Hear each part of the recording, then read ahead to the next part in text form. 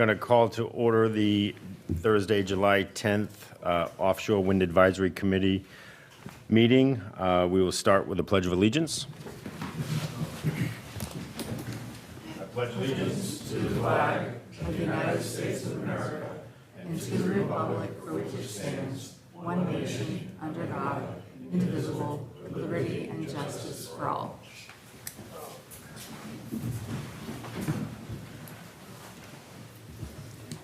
Okay, so it's been a few months since we met the last time. We're just going to we actually have a great presentation scheduled by Mr. Robert Rand, so we want to get to that as soon as possible so he can obviously provide his expertise. You don't want to hear me rambling on about stuff. I think we're learning now from the last meeting is, bringing in professionals and experts that can provide, data analysis and really their scientific research on the impacts of offshore wind, both obviously on the marine environment and on those of us here on land as well. So that's what we're trying to do. The last meeting, I think everyone agreed was a really enlightening one. We learned a lot, and I expect the same to come out of this meeting this evening. So the first item on the agenda is just a general update on current events because, we know what's going on from a federal standpoint, so there's a lot of questions as to what's going on in the ocean, what's continuing, what's moving forward with respect to projects. So just a high level of what's going on. The map that you have, or if you have, you can cheat off of each other if you don't have one. Basically just shows the projects pending off the Massachusetts coast that you can see there. Now that's in totality what was expected to be built out based on all those different companies that are out there. So as of right now, looking at that map, there are 6 wind projects off of Rhode Island and Massachusetts that have received federal approval. The other approved projects that we have are further down the coast that have received federal approvals. There's Empire Wind, which if you look at the other map, will show you the entire East Coast. Empire Wind in New York, New Jersey, Atlantic Shores South in New Jersey, Maryland Offshore Wind, and Coastal Virginia Offshore Wind. But more specifically, to answer questions that people have maybe here in town, is here in New England, the South Fork development that you'll see on there has 12 turbines and has been completed. So that is generally one of the projects that you'll see from the Westport coastline. Vineyard Wind and Revolution Wind and Sunrise Wind are all currently under construction, and as of right now are not halted by any federal restrictions. So the restrictions that the feds have put out was essentially if you were in the process, you would obviously see a halt to your activities. But if you're in the construction phase, which these projects are, they would be allowed to continue. So seeing the number of turbines that you can see from the coast right now, those 4 projects that are approved are putting in 223 turbines, and many of those have several massive offshore substations, and those range between 13 and 35 miles off of our coastline. The South Coast Wind and the New England Wind, if they are allowed to proceed, those are the secondary projects that are in the process or construction process, that will add another 270 turbines out there. So essentially you'll have a grand total of essentially 500 turbines off of our coast that right now probably will not be halted. Most of the turbine foundations have been installed for the Vineyard and Revolution sites. But right now, everyone asks when they come by, or, I'm down at Baker's Beach a lot, like how many, what are we seeing, how many there are. Right now, we're probably seeing between about 50 and 65 towers out there. So multiply that by 10 times if all these projects do get built out. And Sunrise Wind is just beginning their construction. So Obviously, our weather has been great, so a lot of people actually don't see turbines right now with the humidity and the cloud cover. Obviously, in a clear day in the fall, on a dry, clear day, you can see pretty clearly many of these turbines, especially the ones or the projects that are going in now are much larger, more grandiose in scale from a height perspective.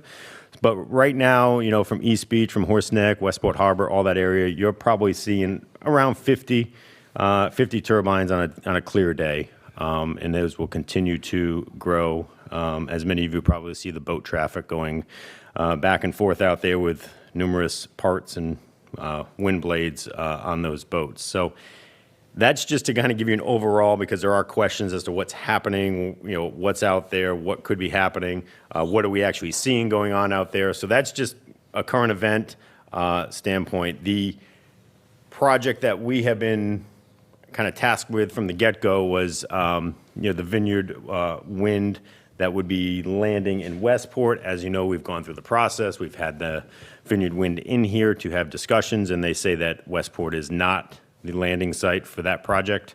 I have not received any real new updates from Vineyard Offshore on that. So currently, we're still in the process of just dealing with what we see visually and those impacts on our coastline. So that's just a high-level current events. I'm actually going to hand the next thing off to Constance. This is a more recent. On July 7th, the Trump administration put out an executive order impacting, obviously, energy sources and wind energy. So I haven't had an opportunity to look at that. I know Constance has had the opportunity to look at that. So I did include, as part of the handouts, the executive order. It's only a 2-page executive order. It easily can be found if you just go into Google and put executive order, offshore wind and Trump. It'll show right up. You can find that on the whitehouse.gov website. So I'll turn it over to Constance to kind of give a quick high-level analysis of really what this executive order does, and then we'll move on to Robert for his presentation. Sorry. Yes, sir. Mr. Chair, of the projects that do not have landing sites yet but are likely to complete, how many do not have landing sites that might have Westport as a potential? As of right now, none of them have Westport as a potential. Well, Or do they have other sites already, though? They do. Okay. well, the New England, one of the pieces of the New England project has this area as a possible The South option. Coast. But they're still looking at going into Barnstable, as far as I know. Thank you. Yes, there's been a lot going on, and I'll try to make it very brief. But as you know, a lot of you were asking, well, didn't President Trump suspend or halt some of these projects? And it was true that his administration did halt the Empire Wind project, and that was for about a month. And then after meeting with the governor of New York, I think sort of did a deal where she would agree to bring in 1 or 2 gas lines, and then he agreed to let Empire Wind proceed. So that is back on the table and is under construction right now, the very beginning.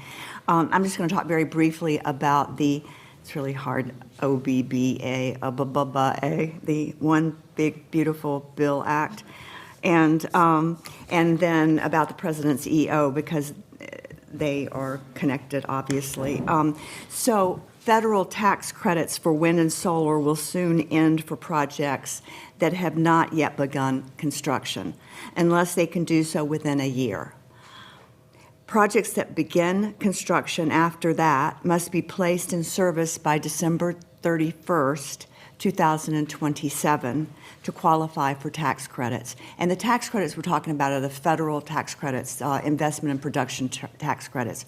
Without those tax credits, none of these projects would be able to go ahead. They're sizable amount, up to 40% of each of the turbines that go in can be paid for with federal tax credits. So, projects that begin construction by July 2026 do not have this place in service deadline. But the Senate wrote in a big loophole. Any project that can get under construction in a year from now and come online by 2030 will receive all the tax credits for at least 10 years after it is officially in service. Of course, then those tax credits could be extended in perpetuity.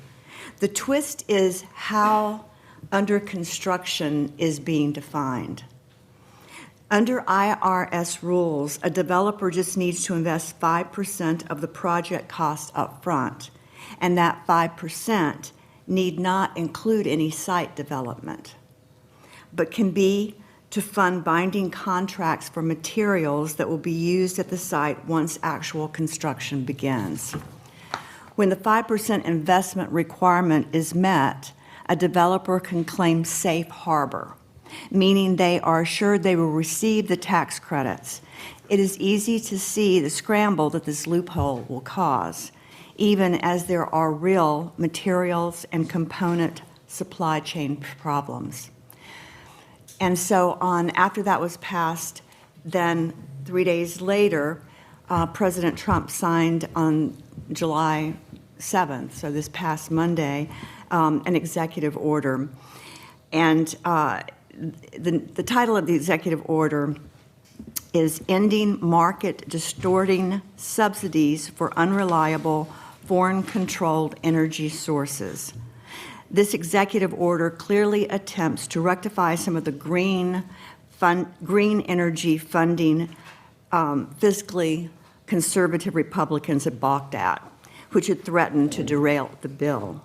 He targeted 3 main policy areas, and you have these in those handouts, to A, rapidly eliminate the market distortions and cost imposed on taxpayers by so-called green energy subsidies. B, build upon and strengthen the repeal of and modifications to wind, solar, and other green energy tax credits in the One Big Beautiful Bill Act. And C, end taxpayers' support for unaffordable and unreliable green energy sources and supply chains built in and controlled by foreign adversaries.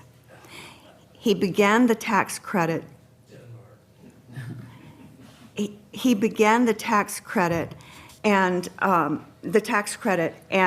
beginning of construction issue.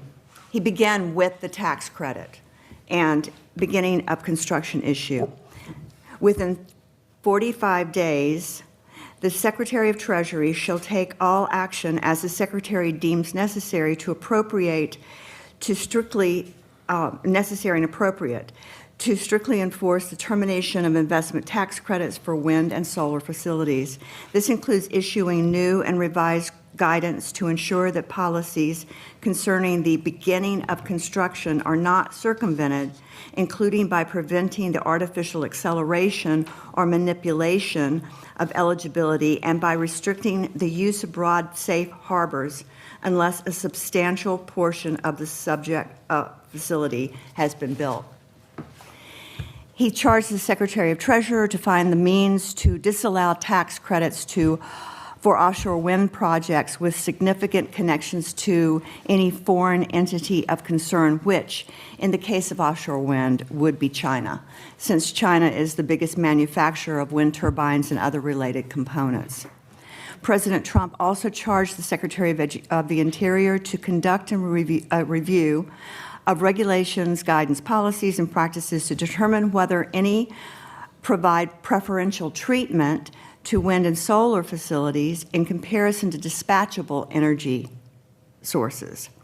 One obvious discrepancy between intermittent, non-dispatchable wind and stable dispatchable oil and gas is the Bureau of Ocean Energy Management under the Obama administration's permitting offshore wind projects without requiring the developers put up any monies for decommissioning, a condition most definitely required of oil and gas companies. The Secretary of Treasury and Secretary of Interior now have about 40 days to submit their reports to the president to identify the actions taken and those planned to be taken to implement this order. So we shall see. Thank you, Constance. So as you can tell by that review of the executive order, there's a lot to still happen. As many have pointed out, we tend to be kind of ground zero here in New England and Massachusetts with these wind turbines. Our state government has been really at the forefront of pushing the green energy agenda, so we're way ahead of many other states. So that's why on that map you'll see many of the projects that will in fact move forward are basically off of our coastline, and many of the ones further south are a little bit slower in the process. So that's really the reason why you're seeing and could possibly see over 500 turbines off of our coast, even though there is stuff coming down from the federal administration that could impact other ones. So that's our general update. Those were really the two main issues we wanted to cover, and we didn't have that executive order until a couple days ago, so that was added to the agenda. I would like to introduce our presentation. We only have one presentation this evening. It's from Mr. Robert Rand, who is joining us this evening. He has been instrumental in doing a lot of analysis and acoustic analysis of offshore wind, and will present his research to us and impacts of offshore wind on our environment. So, Mr. Rand. Well, thank you very much. Thank you for having me here. Great that you're here. I'm going to get in a lot of technical stuff. If you feel your brain just kind of closing down and getting really flat, don't worry, because it could happen. So I've been working in acoustics since 1980, actually since the early 70s when I got interested in acoustics. But I started working in industrial acoustics at Stone & Webster in 1980, designing power plants. I managed very large budgets, 8 figures, lots of detail. A lot of it's actually really boring work. It's just months of writing paperwork, doing calculations, coordinations with structural and civil and piping and all kinds of different disciplines. But when you get done, you have a power plant with no complaints. And so it's everything you do is worth it. What I'm bringing you tonight, I've called it Noise in the Environment, What You're Not Hearing. And it's a little bit of a play on words because the media do not provide any information on the equipment that I've measured. And so you will actually be hearing recordings that have not really available in the media. You might find YouTubes here and there where they've already been published, but this will be probably new to all of you in terms of what does this equipment sound like? So I want to frame it for you because we have sounds in the environment and then we have noise. And so what is noise? Noise is unwanted sound. So as people, we can understand what unwanted sound is. So we have an activity that we're involved in, like sleeping, or we're trying to read a newspaper, or watch a television, or listen to the radio. And some noise comes in, or maybe the kids are running around the house and screaming at each other. We get distracted. So that sound becomes noise. So that just as a very short framework for that. For marine species, we have no way to communicate with them at this point. We might in a few years, but we don't really right now. So when they experience noise, we don't really know how that works for them.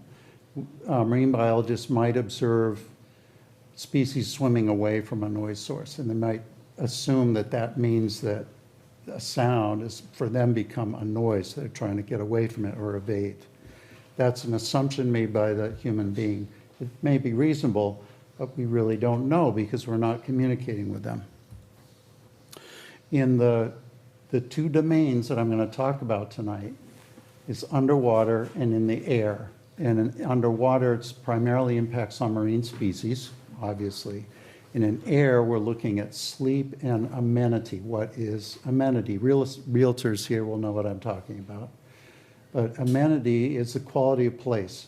So if you have a house, maybe you're on a street, but in the backyard, it's quiet. So you come home from work, you go out the backyard, you go out on the deck, you have an iced tea, you sit down, you talk with your spouse, maybe you play a game out there. There's amenity out there because it's quieter. Noise or sound is an intrinsic part of the amenity of any property. And this, I tweet this every couple times a week because I really can't say it enough. There's nothing clean or green about widespread, loud industrial noise pollution. It's just not a thing. Noise pollution is pollution. It's a degradation of the environment. Compared to, there's only one type of pollution worldwide that is more hazardous to human health than noise, and that's air pollution. Noise is second worldwide.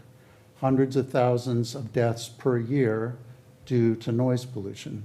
Now, some of that involves pervasive, extended, elevated noise, such as traffic noise in urban areas. All the same, this is very germane because what you'll be hearing tonight is an example of noise that we've been putting into, not us here, but the developers have been putting into the water, and you'll be able to get a chance to hear what it might sound like in the airborne noise coming on land some portions of the year. And I'll take questions after I finish.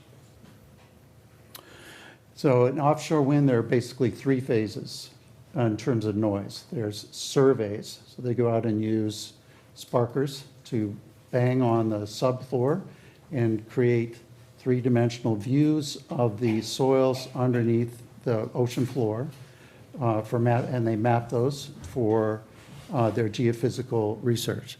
The second phase is the construction phase, and that includes pile driving, which is by far the loudest noise. There's also vehicle noise, which is the vessels, excuse me. The vessels are creating continuous noise. The pile driving is by far the loudest noise. And then the third phase is the operational noise. So you have vessel noise because vessels are going to the turbines all the time to do things like oil changes and maintenance checks, and the turbines are rotating and turning and creating noise. And that noise is cyclical, and it creates these pulses which go down into the water.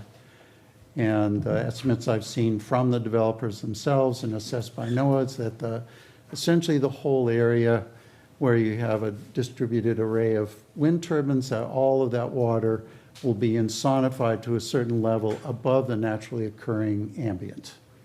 So above the level which the species are normally communicating. So I'll go right into my sonar survey. As far as I know, I'm the only person to go out independently to measure the noise from sonar survey vessels. So this is the only independent report. I think NOAA's made measurements. I haven't been able to get their data. But I went out in May of 2023. My reports are online at randacoustics.com, so you can go get them. They're released under Creative Commons license. You can download them, copy them, send them to people, whatever you like. And you can send me comments. So if you see something there you think is an error, let me know. So far, NOAA agrees with my data. So I measured the Miss Emma McCall. So this is a vessel that's used for the subfloor geophysical surveying. And so they're pulling behind them a sparker and an array of hydrophones, like a big line of hydrophones. So the sparker we were out about 43 miles out off of Barnegat Light in New Jersey. Do you want to turn off some of the lights? Would it be easier, or people can see them better? Yep. Good idea. See that? Okay, I can get these. More. This one. Okay. Is that too dark? This one. There we go. Yeah, leave that one on. Yes, you can still see me. Yeah, I think this is easy. All right, so we were about 43 miles off of Barnegat Light. And Miss Emma McCall was surveying out there. Now, the survey involves, they go on very tight GPS-controlled lines. It was back and forth for weeks, round the clock. And the sparker is making these blasts about twice a second. And the blasts reach the floor in under 100 milliseconds and go down into the soil and come back up. The reflections come back up, and all the hydrophones pick up those reflections, and all those signals from the hydrophones go to a fancy computer. It's on the boat, and which compiles all that information and makes a nice fancy three-dimensional model of the subsurface soil. So they can, maybe they're going to detect glauconite, or they're going to detect different densities of soils. They can use that to estimate how much force they need to drive the piles down in, or they may encounter other things down there. And this is a cut sheet of the GeoSource 400, which is a sparker. So this is the device, you see those sort of orange tubes, those are the flotation devices, and between them there's a little rack with a bunch of sparker tips on it. I think this is a 400 tip sled. And each tip, they get energized all at once by an electric controller that sends a pretty high voltage down to it. And the sparkers spark, sort of like a spark plug. And when they all spark and the energy goes down, that's the sound. And then it comes back to the hydrophones. So this is, now we're getting technical. So this is a graph of time and sound pressure level in pascals. And the first little part where it's just sort of blue along the bottom, that's the vessel noise. And then the little peaks that are coming up, those are these are representations of the sparker noise level. And let's see if we've got I think we've got a spectrogram after that. So the this is more fancy acoustic stuff. Spectrogram here, these green parts, they're about a half a second apart. And this is where the high energy is coming up, and it's coming up to about 20, so it's covering our full audio bandwidth, like up beyond 20 kilohertz, goes up to about 30 kilohertz. And then there are a couple of sonars up here which were not listed in the IHA. The IHA is an incidental harassment authorization. So they go to get permission to harm, injure, or kill species. So they have to list the equipment they're going to use. These were not in the IHAs. These are ultrasonic for us, but they're right in the frequency range used by dolphins. And their peak levels were about 140 decibels in water, which is about 114. And this is where I measured. So I'm a half nautical mile away. And at the closest measurement point. And so that's much louder than they're normally getting in the environment. What they're normally getting in the environment is down here, 60 decibels, 70 to 60, up in this range. It's quiet normally. And they're getting these every so often. And these are kind of like,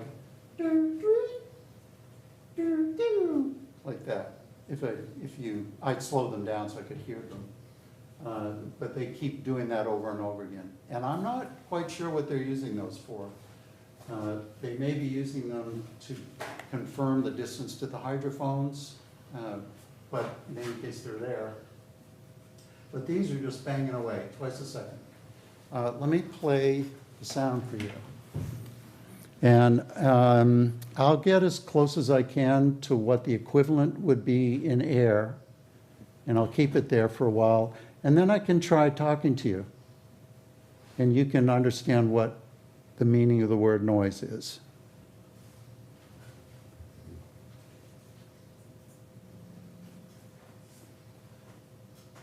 Where is it here? Yeah, okay. Okay, so up on the screen, This is the program Audacity. It's an audio program, and I've loaded an audio recording of the sonar, which is similar to that screen that I showed you earlier, but this is showing both the positive and negative going pulses. And so this first part over on the left is just the vessel. So we're just hearing the propulsion. We're hearing the propulsion that's moving the boat forward, and we're hearing the dynamic positioning thrusters. So the boats have thrusters at the bow, and some have thrusters in the stern. All of those are slave to the GPS, a very high resolution GPS, and they keep them moving exactly on the line it's supposed to be on. And they can keep the boat within about 10 centimeters of where it's supposed to be. So to do that, they're using a certain amount of power, either to push to starboard or to port, and just keep it in a nice straight line. So we'll start this up, and I've got my little meter here. I have my Type 1 fancy meter, but it's actually measuring some noise at a survey that I'm doing locally so I don't have that with me here. But this is accurate to within a decibel or so. I've checked it against my meter. And the point being is that since noise drops with distance, all of these noises are kind of approximate. Even the level of the noise that you'll hear, the peaks are up and down several decibels as they're coming through the water. So I'm going to try to get it up close to what it would be like if it was in air, given that there are differences between air and water. And the most important difference to understand is this.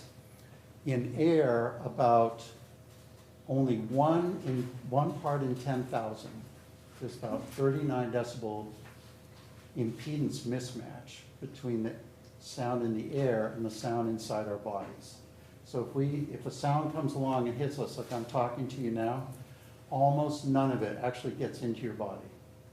That's very different because there's a difference in density between air and our body, which is mostly water. Not the same in water.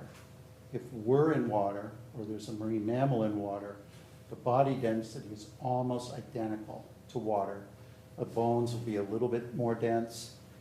Certain parts of the tissues may be a little bit more dense, but they're very, very close. Maybe only about a 1 decibel difference, interior to the marine mammal versus exterior. And this is why diving can be so hazardous around industrial operations or in wartime, because the sound energy can injure or kill. So I'm going to start playing this. We will not be injured or killed, but you may be audibly inconvenienced for a little bit. Okay, so I'm just going to turn it up a little bit.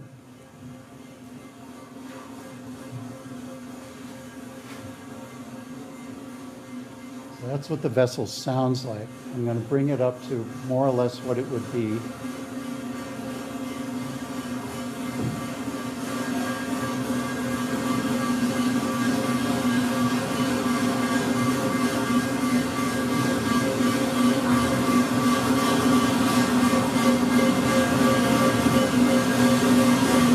And here comes the sparkler.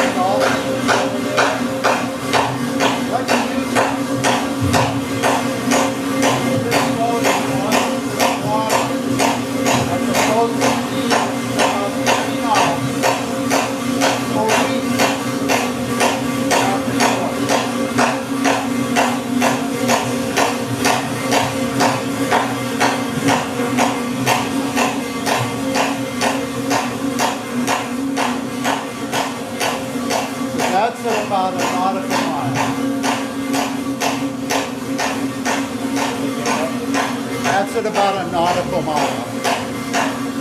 And we're not feeling it in our body. We were in a swimming pool, and we all had scuba gear on, and I could play back in the water. It would be different.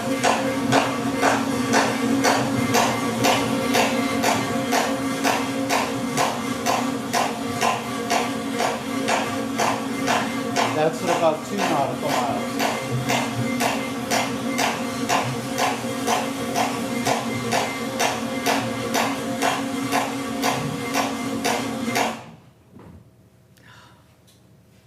And that's 2 nautical miles without it running. So it's a massive environmental impact. And we're only getting a tiny bit of it because it's actually not getting into our tissue. And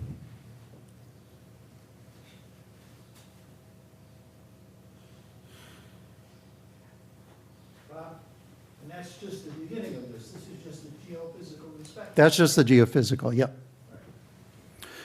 This chart is the summary of the data that I acquired at the 3 distances with good data. I tried at 4 nautical miles, couldn't quite get data that I liked, but these data are good. And these represent those 3 levels that I just showed you, the half nautical mile, the 1, and the 2.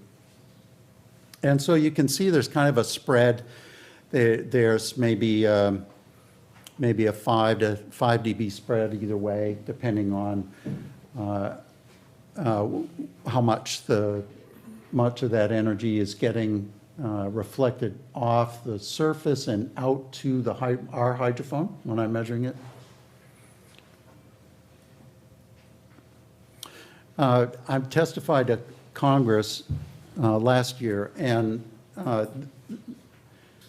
I don't know if you can read this or not, but what I wanted to impress upon them is that the levels that I measured were 16 dB louder than the proxy substitute that was used in the application to harm or kill marine species. And if you don't know decibels, 16 dB might not mean much, but it's roughly, if you were to adjust to what was actually being put out, it's about 4 times the distance. So if they set a distance for monitoring where the species are 500 meters, which is the case here, they would have had to be out at 2,000 meters to monitoring continuously. Now, there's a problem that they have with monitoring. If the species are underwater, the protected species observers, the PSOs, can't see them. They don't know they're there. If a whale is on the surface, they can see them. If a dolphin comes up and shows his fin, they can see them. But if they're underwater, they can't see them. The passive acoustic monitoring, or PAM, that only works if the animals vocalize. A lot of times the animals don't vocalize. They may not vocalize because they don't want to broadcast their position to predators who might like to eat them. So the issue here, which I identified to Congress, is that the authorization vehicle for this was corrupted. They used data to support a short monitoring distance, which was not borne out by the noise levels that I measured. Now I'm going to move to the pile driving noise survey, which was off of Nantucket for Vineyard Wind. This was in November of 2023. And I'm just going to say again how appreciative I am to the boat captains that got me out there. They were fantastic and for both trips.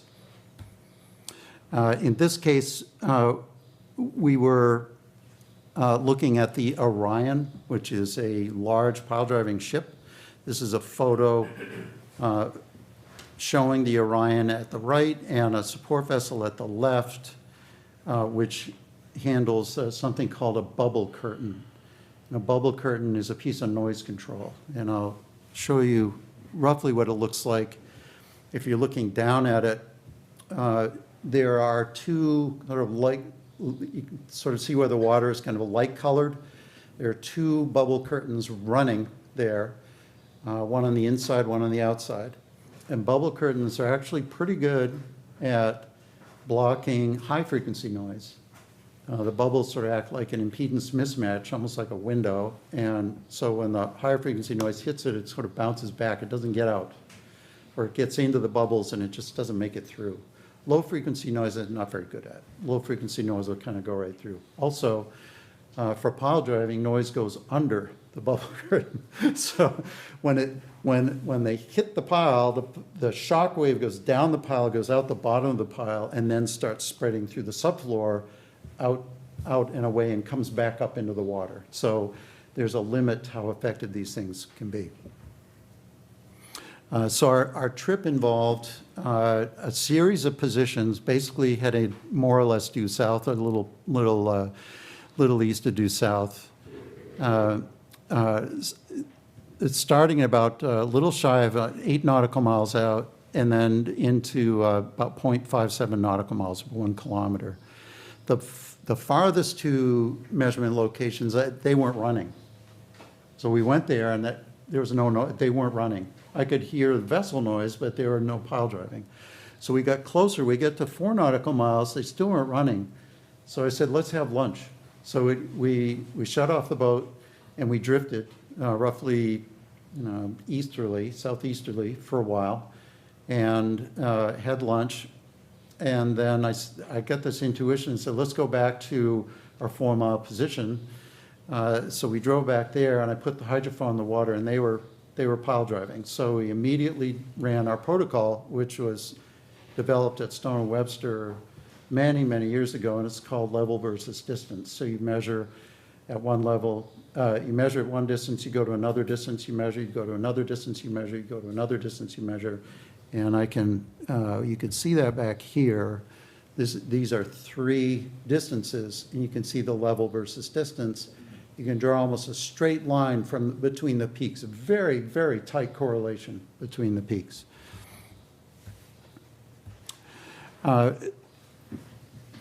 So we got the data, I went back, I crunched the data. It took a while to crunch the data. I had to figure out how to present it. What I show here is a whole bunch of acoustic data, but basically we've got 2 graphs.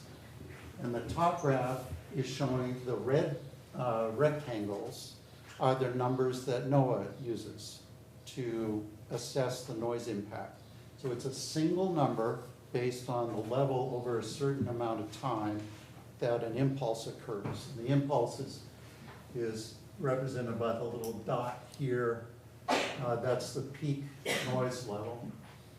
And so they use this, it's sort of a single number, and the top of the rectangle is the level. Well, that's what they use. The black level is the time varying, it's called RMS level, or average level. The black level is actually the time varying level, which was identified as the level consistent with marine mammal hearing sensitivity. So I calculated that's the level that's averaged over 200 milliseconds. And actually you can go faster than that, but 200 is sort of the longest amount of time you want to average. And you can see it goes quite a bit higher, like 5 dB higher. These rectangles only show a portion of what's going on. It's a very limited number. Then this is called a spectrogram. So it's the same time period. We've got about 6 seconds or so. I've got 3 impacts here. These are at almost 8,000 meters, a little over 4 nautical miles away. The peaks are 160, which is equivalent in air to about 100 dB. So you basically are at a rock club. And these spectrograms show the frequencies where the energy is located. So the energy gets more intense when you come out of the blue and come up into the green and the yellow and then the red. So the red areas, those are the most intense levels. And they're all roughly below 200 hertz. The heaviest stuff is around 100 to 60 hertz. But actually when I look at the overall 3rd octave bands, which aren't great down at these frequencies, but they're essentially at 80 hertz and 25 hertz. So this is where the whales are communicating, 25 hertz. They're down in there. The energy goes up at a 400, 500 hertz, but what we're seeing here is the effect of the bubble curtains. There's no energy above that. The bubble curtains have wiped it out. But they can't really do much down in here. They're not very good at that. This is a single pulse at 1 kilometer. So it's about 0.57 nautical miles, or about a little over a half a nautical mile. It's stretched out a little bit, maybe. Well, not okay. We'll do this where it is, but you can really start to see where the energy is. It's from close to DC up to about 200 hertz. Then it starts dying off, and you can see where it starts here. It starts well before the peak. Why does it start before the peak? Anybody know? The amount of time it takes to travel through the water. Yeah, there's a thermocline in the water. So a lot of the energy is getting there faster before the peak, which happens, which is essentially the straight line through the water. For the largest energy is coming through that top half of the water. That's where the highest energy, but a lot of the lower energy is coming in the water below the thermocline. The thermocline was it wasn't much of a thermocline. Thermocline is a change in temperature in the water, but the speed of water changes above and below a thermocline. Anyway, that's getting pretty technical. This is where the rubber meets the road. So I calculated the source level, which is like the wattage rating for light bulb. So like a 100-watt light bulb. You know, you don't measure 100 watts in the room, you measure the lumen level. But these levels here, the source level is like, it's an acoustic level that represents, in effect, the equivalent of the wattage level for a light bulb. So these data here were compiled for air guns. So air guns are used for subfloor profiling, the same way as the sparkers that I talked about earlier. And air guns are typically used for oil and gas, partly because they're looking in deeper water. They have to get down farther, and they're looking a lot deeper into the soils. So they're using higher pressures. But guess what? They really aren't using higher pressures.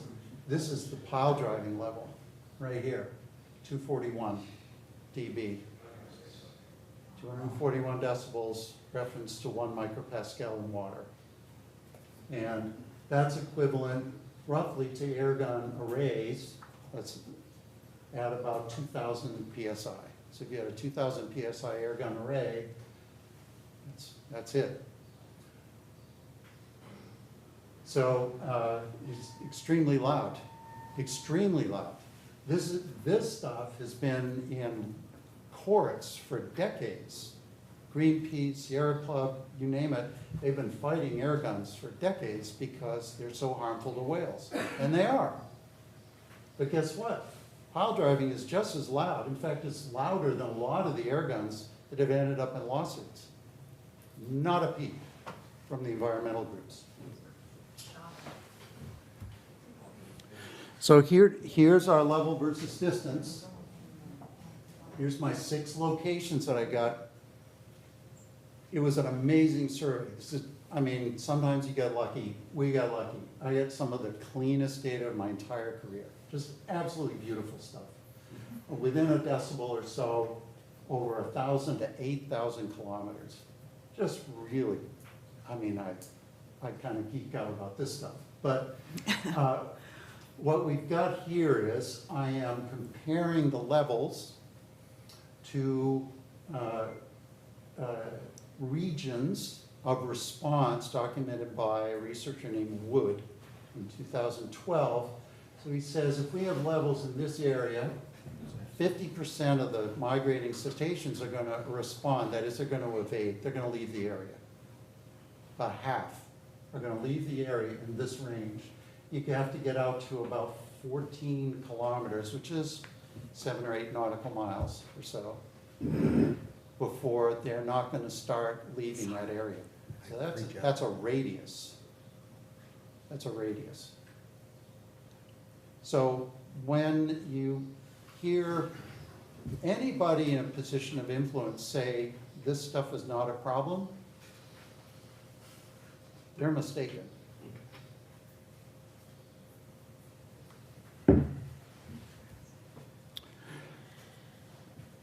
So in my testimony, I essentially told Congress what I've already told you, that the pile driving is as loud as 2,000 PSI air gun arrays.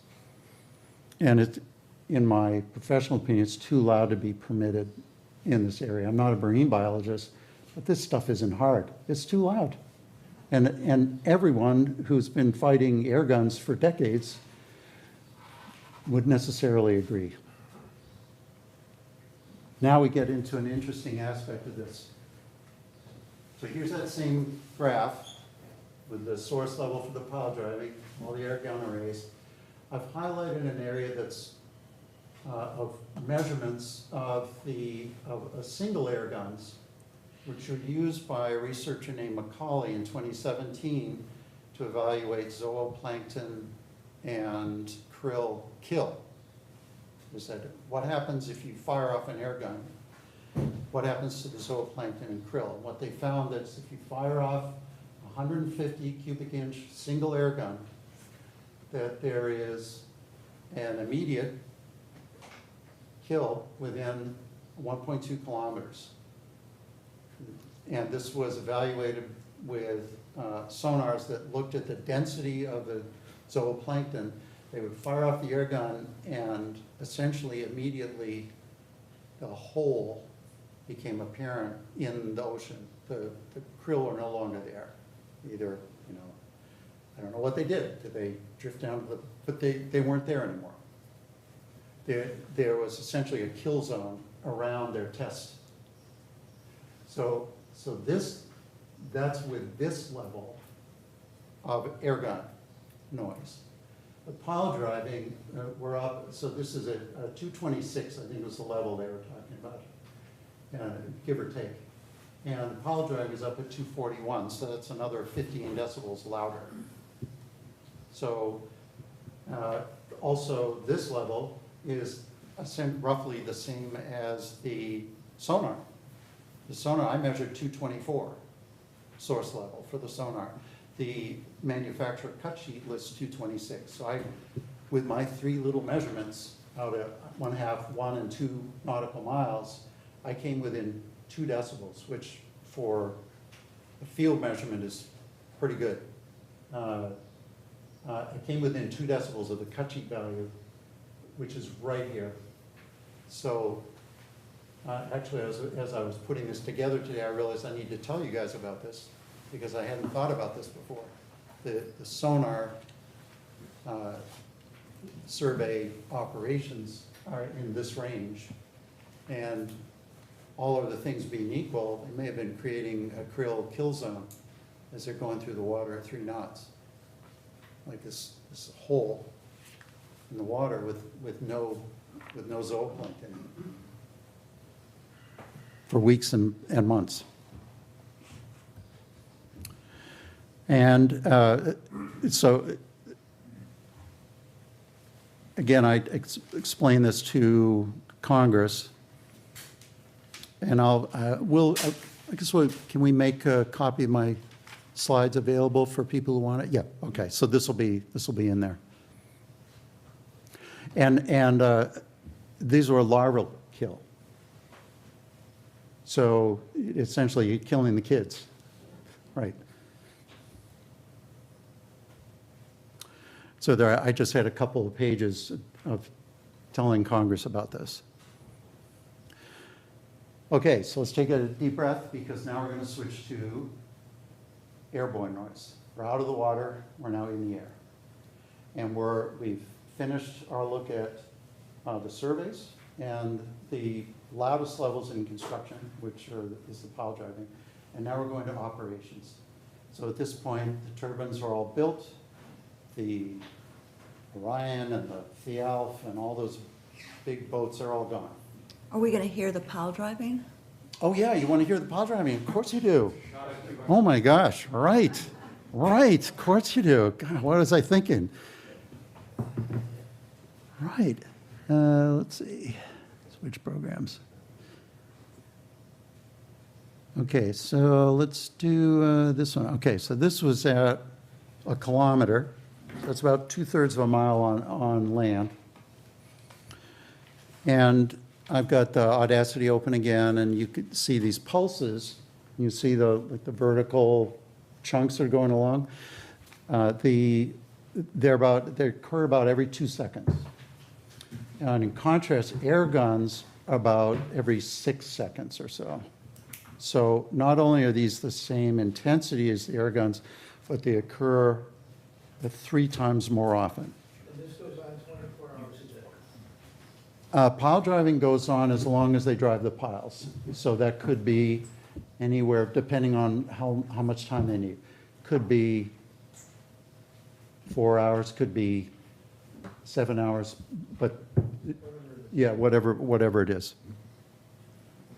I actually can't get this as loud as it is at this distance. At this distance, I would have to create a sound level in here of about 120 decibels, well, linear, not A-weighted, but at that level, it's about the same. And I have two 2,000-watt speakers here, but they won't, number one, I'm not going to do that. It's too loud. But what I can do is get it up to about 90 decibels, and that's 30 decibels lower than it actually is at a kilometer, which is 1/1000th of what it actually is. Okay? All right, so here we go.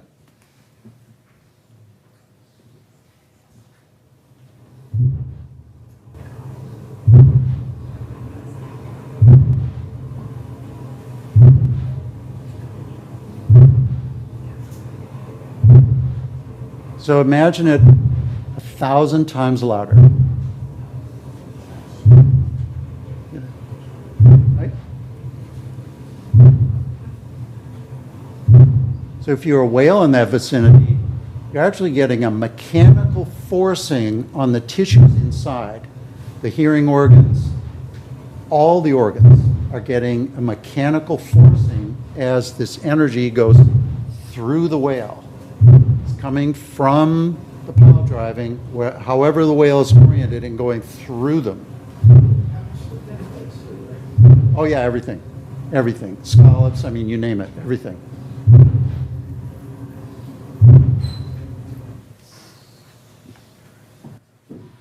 Let me play at 4 nautical miles. Let's see. 1/1000. Okay, here's, yep. 1/1000. Okay, so this is at 140, yeah, so I can, yep, I can get this.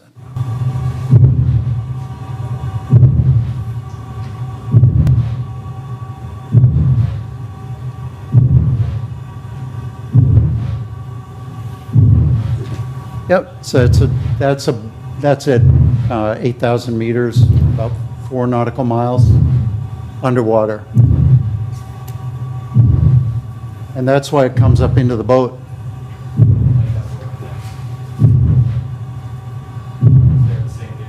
Yeah. So this is a 8 nautical mile diameter that's filled with this. And remember the krill kill comparison. This is a dose response issue. So every time there's a mechanical force, it's going to impact tissue. You know, if you watch a boxing match and the boxer gets punched once, well, you know, okay, maybe they're okay. If they get punched 100 times, they might not be standing anymore. So that will go on for, say, 4 to 8 hours-ish. I mean, it could be shorter, it could be longer, depending on the amount of impacts that they need to drive the pile, the depth that they need to drive it.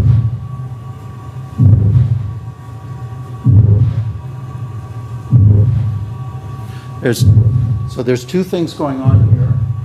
Acoustically, you're hearing a whining noise. That's all the support vessels. That's the dynamic propulsion, because the support vessels are staying positioned to manage the air bubble curtains. So that's that whining noise.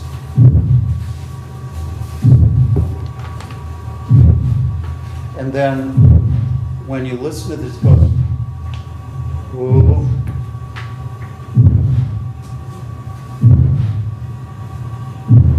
So that's where we're getting sound going into the soil and back up, and we're getting a above thermocline, below thermocline situation where some noise is arriving before the peak.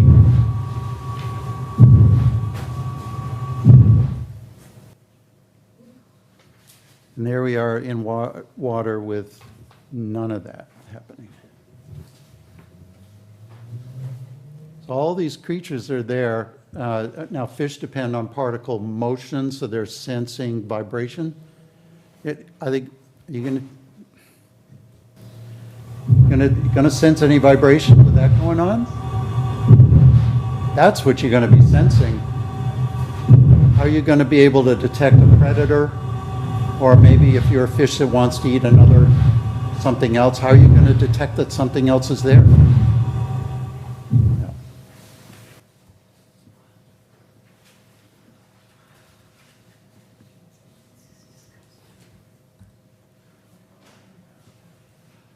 Okay, now we'll go into air.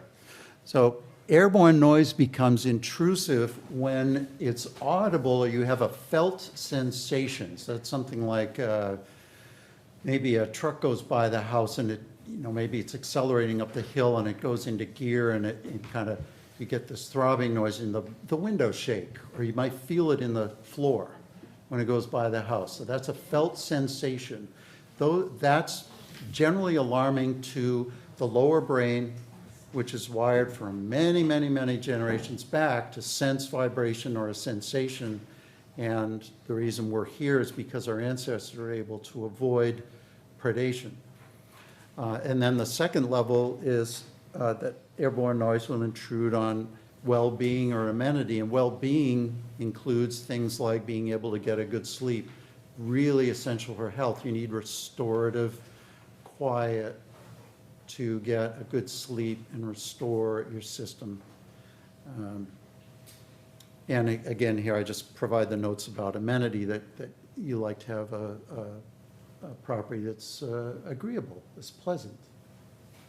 And anybody who says, no, I like it, like the grouch. No, I like an unpleasant house. No, nobody likes it. You like a nice pleasant house. We love quiet.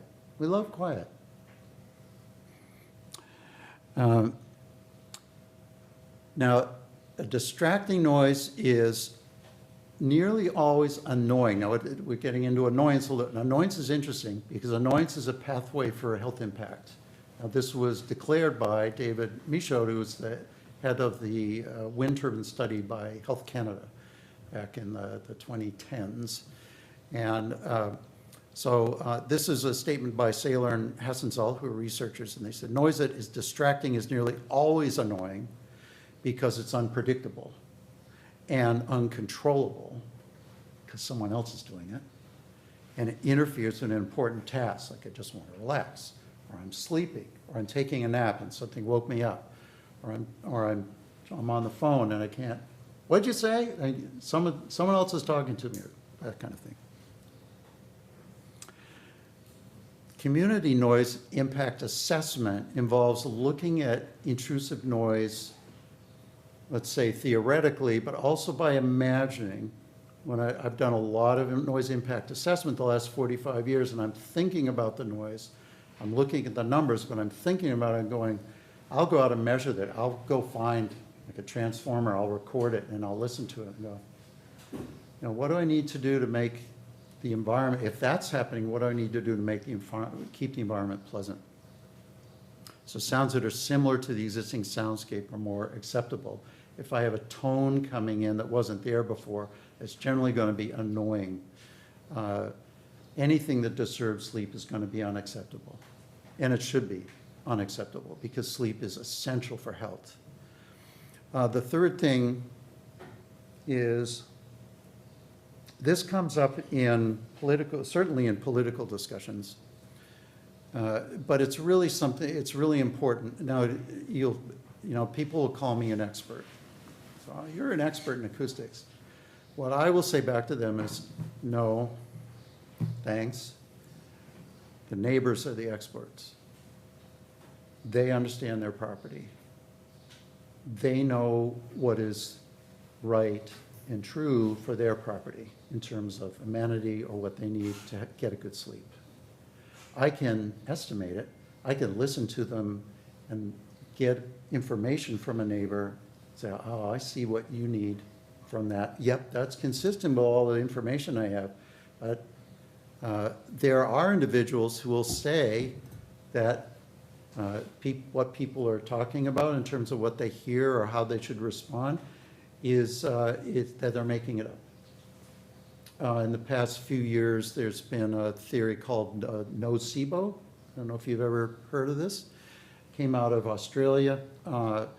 That there was a kind of a movement in the wind industry to classify all complaints as that people were making it up in their heads. And I will submit to you that that is inherently false. If people are getting woken up or they can't go back to sleep because of an intrusive noise that's shaking the house or rumbling, or they can feel it in their bed, they put a pillow over their head and they can hear it coming up through the pillow that's under them. This is not, they're not making it up. Okay, we're going to go to just a little bit of physics, but this is really simple. Noise can be louder at night, and it tends to be louder downwind. And we all know this. We all know this. During the day, you can be standing out, you're in near a field, all you can hear is maybe some birds. A nice sunny afternoon in the summer.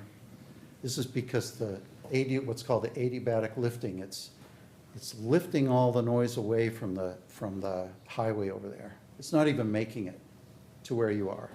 It's lifting it away. But at night, the opposite happens. The cool air settles down. It forms a sort of kind of a mirror overhead. The sound goes up and it goes down. And so noise can travel a lot farther.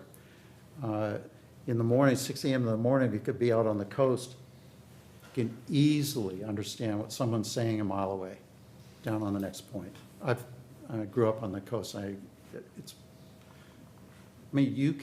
You hearing things you don't want to hear, but. Now we get into elevated noise. Now it's a little more complicated because not only do we have what the noise shadow, which is upwind, so that's this thing here, upwind, especially mid-frequency, high-frequency noise, and gets lifted up by the wind. So this is separate from that adiabatic lifting by the sun. Because the wind will sort of lift it up. But downwind, it'll push it down. So the noise models the wind industry uses, it assumes a downwind condition.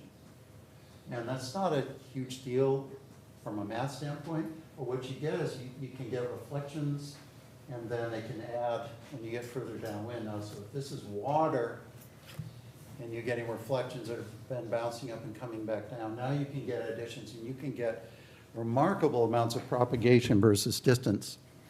Popping up and down, but this is some long-range propagation. Now this is distance, so 0 to 8,000 meters. Wow, look at that. So this is I measured underwater, but this is above water. And this is the drop with distance for different types of estimates of how much the noise will drop with distance. The standard noise model is this green line right here. So it's very simple. It just calculates level versus, you come out, it's never changes. But this thing here, this is a finite element method that's looking at the level in a low frequency band, 63 hertz, which is kind of a wumping sound. It'll be down at 63 hertz. And it's going up and down and up and down. the same way that we are seeing, you see how you can get addition, you can get, as you go with distance, you can get different levels that are adding, and maybe even subtracting depending. But these up here, I've labeled this LLJ, that stands for low-level jet. Low-level jet occurs along the coast, it occurs at night. I did some research for a client in New York. I looked at data, beautiful data, a line of data, real sensors that were set up about 80 miles or so southwest of us here. And they documented the occurrence of low-level jets and favorable noise propagation. It occurred about a third of the nights per year. So now that's 120 nights a year, you might be getting favorable noise propagation. Now if we go back to this guy, if the wind's say from the northwest or north, it's going to tend to lift the mid and high frequencies up and away. The low frequencies, not so much. They're going to kind of punch through it. Now, why are low frequencies important? Because at the distances where the wind turbines are, that's all that's left. The air is going to eat up the higher frequencies, but the low frequencies are going to continue on. And the ear senses changes in much smaller differences as you get lower and lower frequencies. And people who my age, for example, you may notice or may have noticed that lower frequencies are a little more annoying than they used to be. And it's because the ear will, if you can't hear the higher frequencies because you've lost hearing from natural hearing loss over time, the ear will adjust and say, well, I don't have those sensors here, so I'm going to use my sensors at the lower frequencies and try to understand somebody's speech. Or I'm going to try to figure out what's going on. So this sensitivity actually increases as you get older. Now, how does this relate to wind turbine noise? Well, the wind turbines are mostly low frequency energy. This is the frequency spectrum. If you've ever seen spectrum of lights, I don't know if you've ever, sometimes you get a light bulb package at the Home Depot or something, it'll show you a little graph that shows where the spectrum is. Well, this is sort of the same with audio. There's energy versus frequency all the way through the noise spectrum. But for wind turbines, it's all low frequency noise. And as we go through, this is kind of like the source level. These are the 15 megawatt turbines. And the unweighted source level is I think 136.5 or something like that. So they're loud. Can you explain the difference in the amount of megawatts that each turbine will put out? For example, the land-based wind turbine versus sea-based, is a difference in power that they put out in megawatts? Yeah, okay. Do you guys know the Vestas turbines in Falmouth? There was a Vestas 1 and 2, those got taken down. And the Notice turbine, which we measured back in 2011, got real sick doing it. We've got 2 peer-reviewed papers about that. Those are 1.65 megawatts. So this is about, each one of these is 10 times bigger in wattage.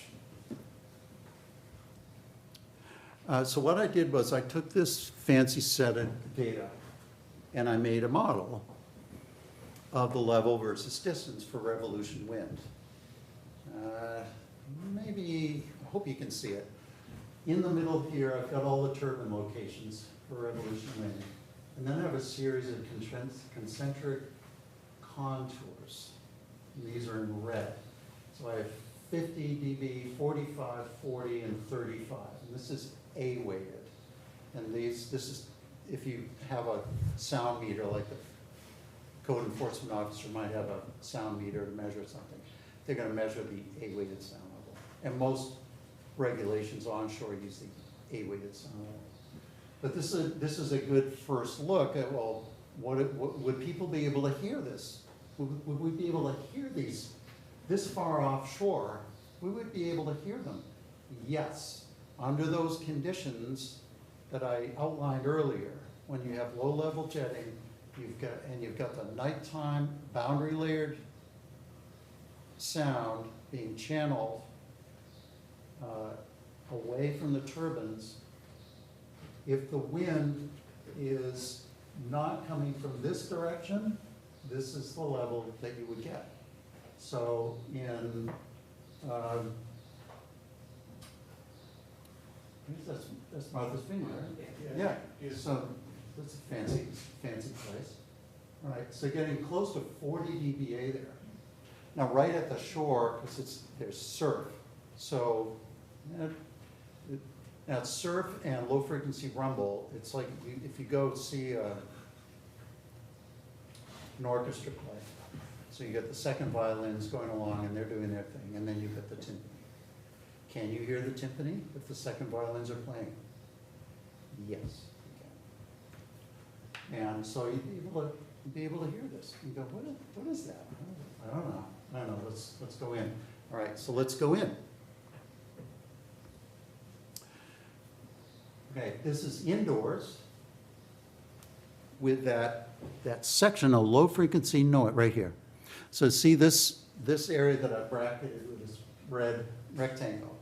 This is the area that's considered by Denmark. Denmark Ministry of Health came up with a noise regulation for industrial noise intrusion into homes, and they extended it to wind turbines on January 1st, 2012, over the vociferous objections of the CEO of Vestas at the time, who said, if you do this, it will break our industry. We will not be able to sell any insurance. Well, obviously they didn't break their industry. But this is the frequency range that you look at. And basically you A-weight these third octave bands and you come up with a single number, and that's acoustics for you. But you end up with a single number called the LPALF, which is what a ridiculous thing to call it. Maybe you should call it the L Danish or something, I don't know. Or just call it a Danish. But here we are with the indoors Danish. So this cycle is 35, this is 30, this is 25. Do you want to guess what the Danish limit is for intrusive noise, from industrial noise? Guess what the limit is? But they would actually take regulatory action. They would either shut down the equipment or they would issue an order requiring that the noise be modified so it doesn't exceed that level. Want to guess what that level is? 20. It's 20. So we're at 30 on Martha's Vineyard. On this end, I mean, there are only a couple of big houses out here. But we're at 25 here, which is 5 decibels over. There are quite a few houses in here. Quite a few. I'd say a couple of hundred, maybe 400 or 500 homes up here. Maybe more, maybe 1,000. They're all over the Danish limit. Now we're talking about indoors noise. So you're in your home, your windows are open because it's a nice summer night. Get that beautiful sea air coming through. You're not near the shore, so you're not, maybe you can hear the surf way off, but I would think probably not too much right here. If you don't have much wind that night, and it's an evening, and we've all been out there where the sun is setting or it just has set, and you've got that beautiful glow, and you look up and you've got those clouds scudding by overhead, and you can't hear a thing. You can't hear a thing. The clouds are just winging by. That's perfect conditions for this, especially if the wind is coming from the southwest. It's going to bring it right into Martha's Vineyard, and for acoustics purposes, basically anywhere 45 degrees either side of downwind. So if you have a southwest wind, due north, so coming right up here to Westport, and then over here to Nantucket, that's all basically downwind. So now let's close the windows. So we get a little benefit. Here's 20, right here. Okay, so what'd they go from? They went from 20, maybe 26 to 20. So they got about a 6 dB benefit by closing all their windows. So now it's summer, it's 80 degrees, and they close all their windows to keep the noise out. Awesome. We're still over at 20. Now, up here where we're in, 8 miles, maybe 4 miles, I guess. The model doesn't account for what would happen when you start getting into a lot of topography. So that this might get ragged in here. But these are very long wavelengths. 10 hertz is 100-foot wavelength. So it doesn't care too much about a little change in topography. It'll keep right on going. So that's the airborne noise. What do we have for solutions? Well, we have a deficiency because there's no reliable noise control for wind turbines except sufficient distance, and that's true for the sonar surveying and for pile driving. I mean, when I measured the pile driving, they had the best available noise controls in the world applied to that pile driving. We still had 241 dB source level, incredibly loud. Beyond that, all you can do is distance. Onshore, if they're too close and there are complaints, well, look what happened to Falmouth. It took 7 years and almost $1 million worth of legal fees, but they finally got them shut down. And there it is. You either have sufficient distance or you shut them down. Now, for wind turbines in the ocean, there is no distance. They are installing these in the marine species living rooms. They're installing them in their kitchens. They're installing them in their farming fields. There is no distance. So there's no any use in pretending that the fancy mechanics of the permitting process are useful. They're not. But onshore, if they are too close and there are complaints and you have sufficient legal muscle, you can get them shut down. But there hasn't been a turbine facility with multiple turbines shut down anywhere in the world. And that concludes my presentation. I will take any questions.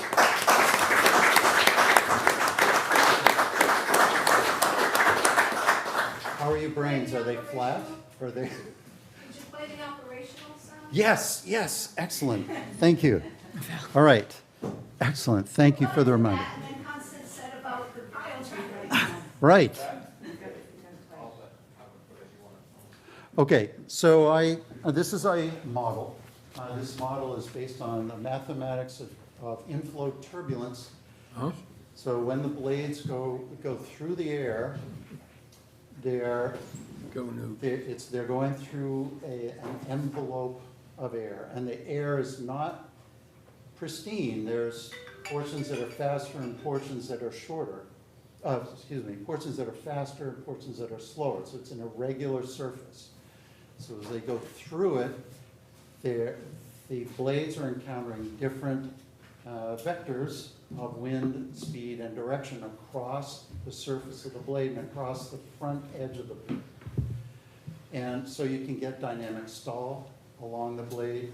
You can get, very simply, turbulent noise. And at these distances that, for example, for revolution wind, the frequencies that are involved below 200 hertz, that's just turbulence noise. We're not looking at the noise created by the tip. That doesn't make it that far. It's all the noise, say, in roughly the first half of the blade, closest to the hub of the blade, the first third half. That's where the turbulence noise is created. And there's some math you can use to model that. And it involves sines and cosines and things like that. So anyway, I will start playing it. So this is all of the Revolution wind turbines, and I've done some assumptions, made some assumptions about, I'm going to a specific point, a certain distance away, and I'm on land. Actually, I think I used Westport. And so I have a different distance to each turbine. And I'm assuming that the turbines, when I set up the run, the turbines are all turning at slightly different frequencies, because they do. They don't all turn at the same frequency. And they all change frequency a little bit during the recording. So sometimes, now that you could make the program more sophisticated, but they're all drifting a little bit. And I actually got some data under NDA when we studied at Shirley, Wisconsin in 2012. And so I've seen the power, the SCADA data, and they do. They change winds, they change rotating speed as they're encountering different wind speeds. So at times you will hear the blade, there's an impulse that occurs when the blades go by the tower, and you'll hear the impulses adding up. And the addition is fairly regular. You'll hear it in this one maybe every 3 or 4 seconds. You'll hear all the turbines sort of, or a bunch of the turbines sort of add together. And then, but the rest of it, I'll try to set this at the level that it would be indoors with the windows open. Let's say on Martha's Vineyard. And let's see, and okay, here we go.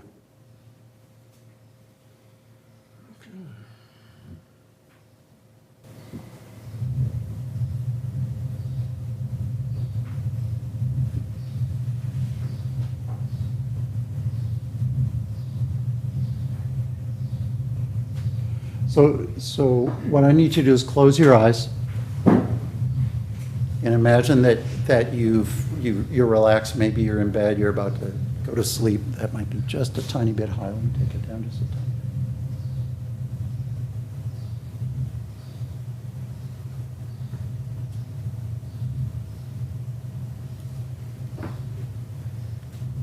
bit.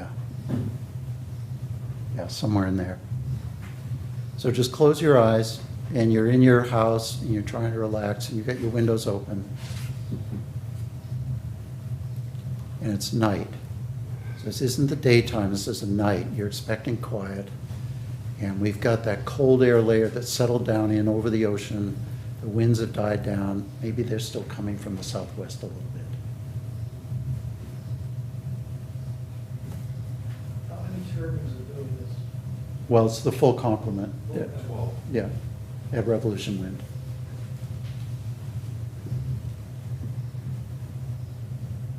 What happens when you add 100 turbines on top of these 12?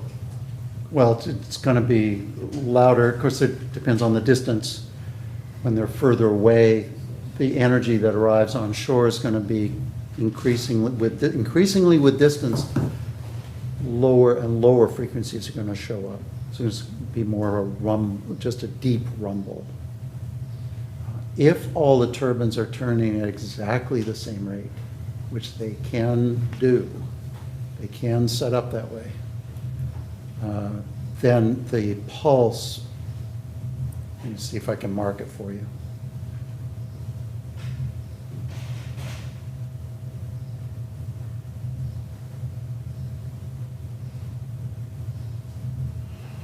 Like that. So that it's not as regular as that. And I've been at a lot of facilities that it'll come in like that, but it is not regular. It could be 5 or 6 in a row where it's going whomp, whomp, whomp, whomp, and then it turns into just sort of a mush. And then a couple minutes later, they all start adding together again.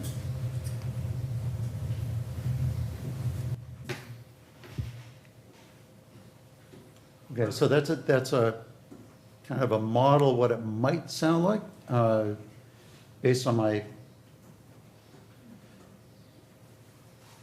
the data that I have and what I've heard, and the math that supports that modeling for the inflow turbulence. Yeah. Have you published all of this information on this data?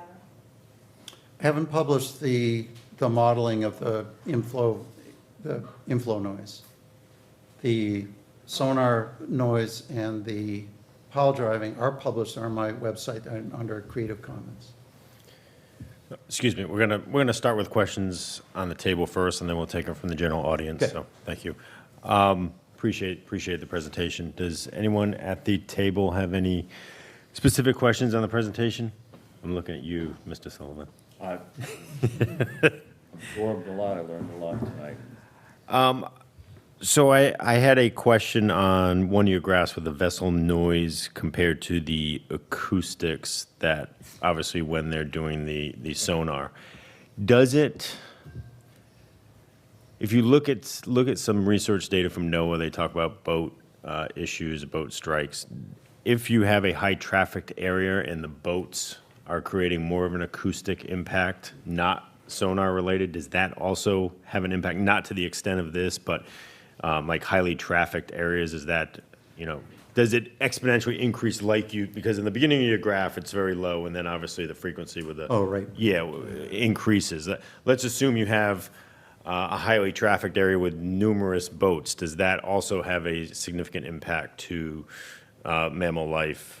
It used to, no, it used to regulate continuous noise, which was the vessel noise, the Okay. thrusters, propulsion.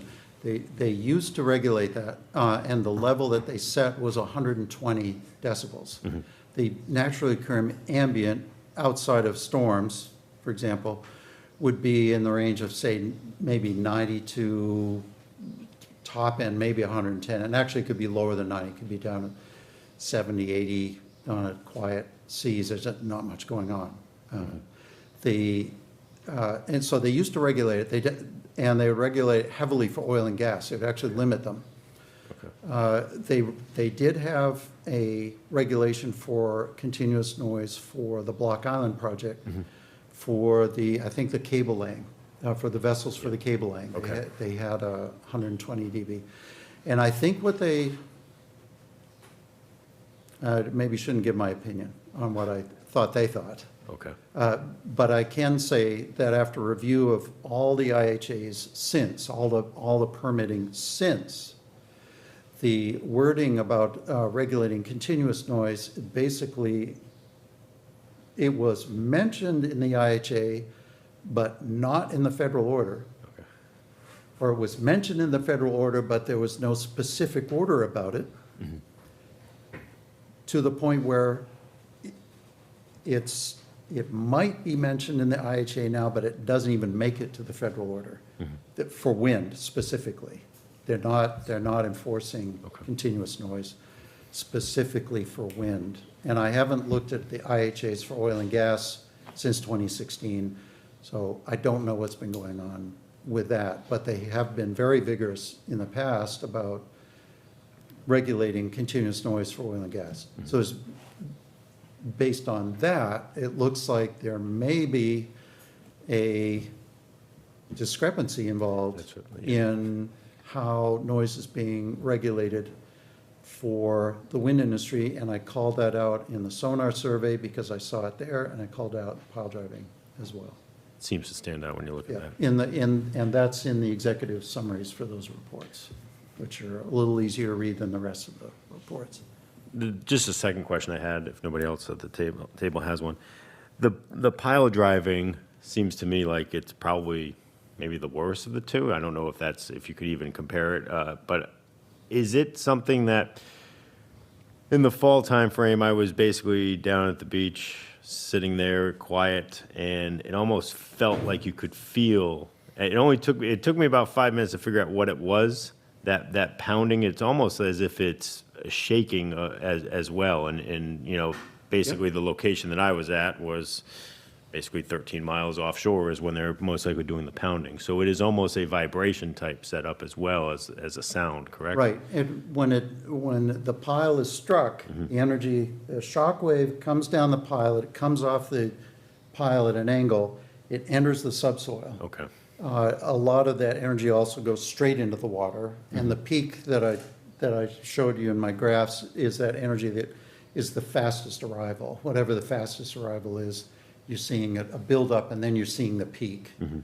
But a lot of the energy goes into the subfloor.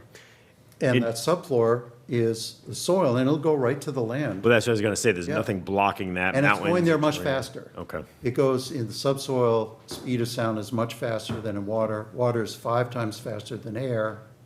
So it's arriving, if you were to sit there on the ground, or you had say a geophone or a sensitive accelerometer, and you're watching it, and they did one strike, you would see it in the accelerometer long before you heard, let's say you heard it, if it could get to you that far under the propagation conditions in air. You'd see it and feel it long before it got to you in air. Took me a little while to figure it out, but it was sequential. It continued and continued. Yeah, and Figured the out pile that- driving is every 2 seconds. Yep. That's So if you hit one and then the next one comes. 1,000, Yeah. 1,000, Okay. Yep. Appreciate it. If there is nothing from the I have one conference? question. Yeah, have you shared all of this data with NOAA? And if so? Yep. Have you gotten any response? Nope. Nope, there was an indirect response, and I provided a caution to Vineyard Wind Phase 2, I think it was. And there was a caution printed in the Federal Register because they had to respond to all the comments. And I had comments including my comment about the Macaulay issue, the fish kill issue, all of that stuff was in there, and they said, basically, they said, we disagree. But that's it. They're not, I guess they're not required to explain why they disagree, and they just said, we disagree. So that was it. I have heard kind of secondhand that they have no issues with my data collection. They have no issues with my data findings. They did express discomfort with the conclusions of my sonar survey. The conclusions that I had included that the RMS level was higher than what they used for their IHA, which I explained tonight. I think they disagreed with that, but the data don't lie. So there it is. Thank you. Yep. So I'm going to open it up to questions from the audience. I'll ask you to please come up to the microphone, state your name for our huge viewership that are watching online. So we don't want anyone to be ma'am in the green shirt, you can come up. I saw your hand first, so.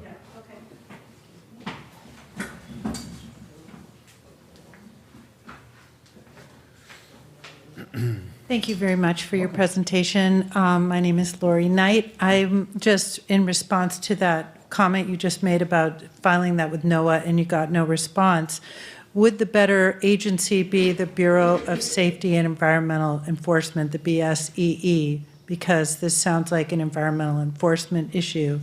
And I don't know how you would share that data with them, but it seems like this is an environmental enforcement issue for safety. Well, great question. The BSEE did intervene when the blade broke in Vineyard Wind, and they shut the facility down, which was actually a surprise to me to see any federal agency do anything.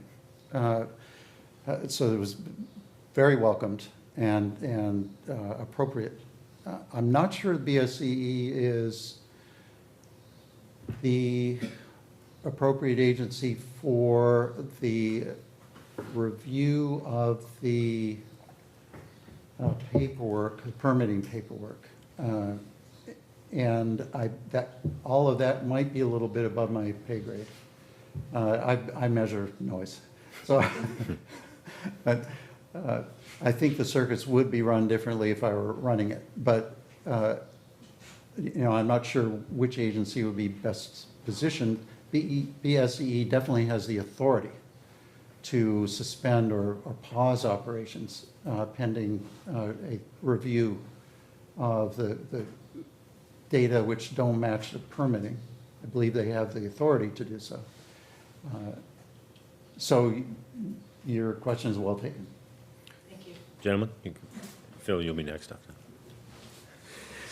Ladies and gentlemen, Rob, my name is Bernie Giroux. I'm from Dartmouth and a gadfly in this business. I have two questions related to turbines themselves. What's the shelf life of a turbine? And what would the maximum sustained winds be that a turbine is still functional? Okay.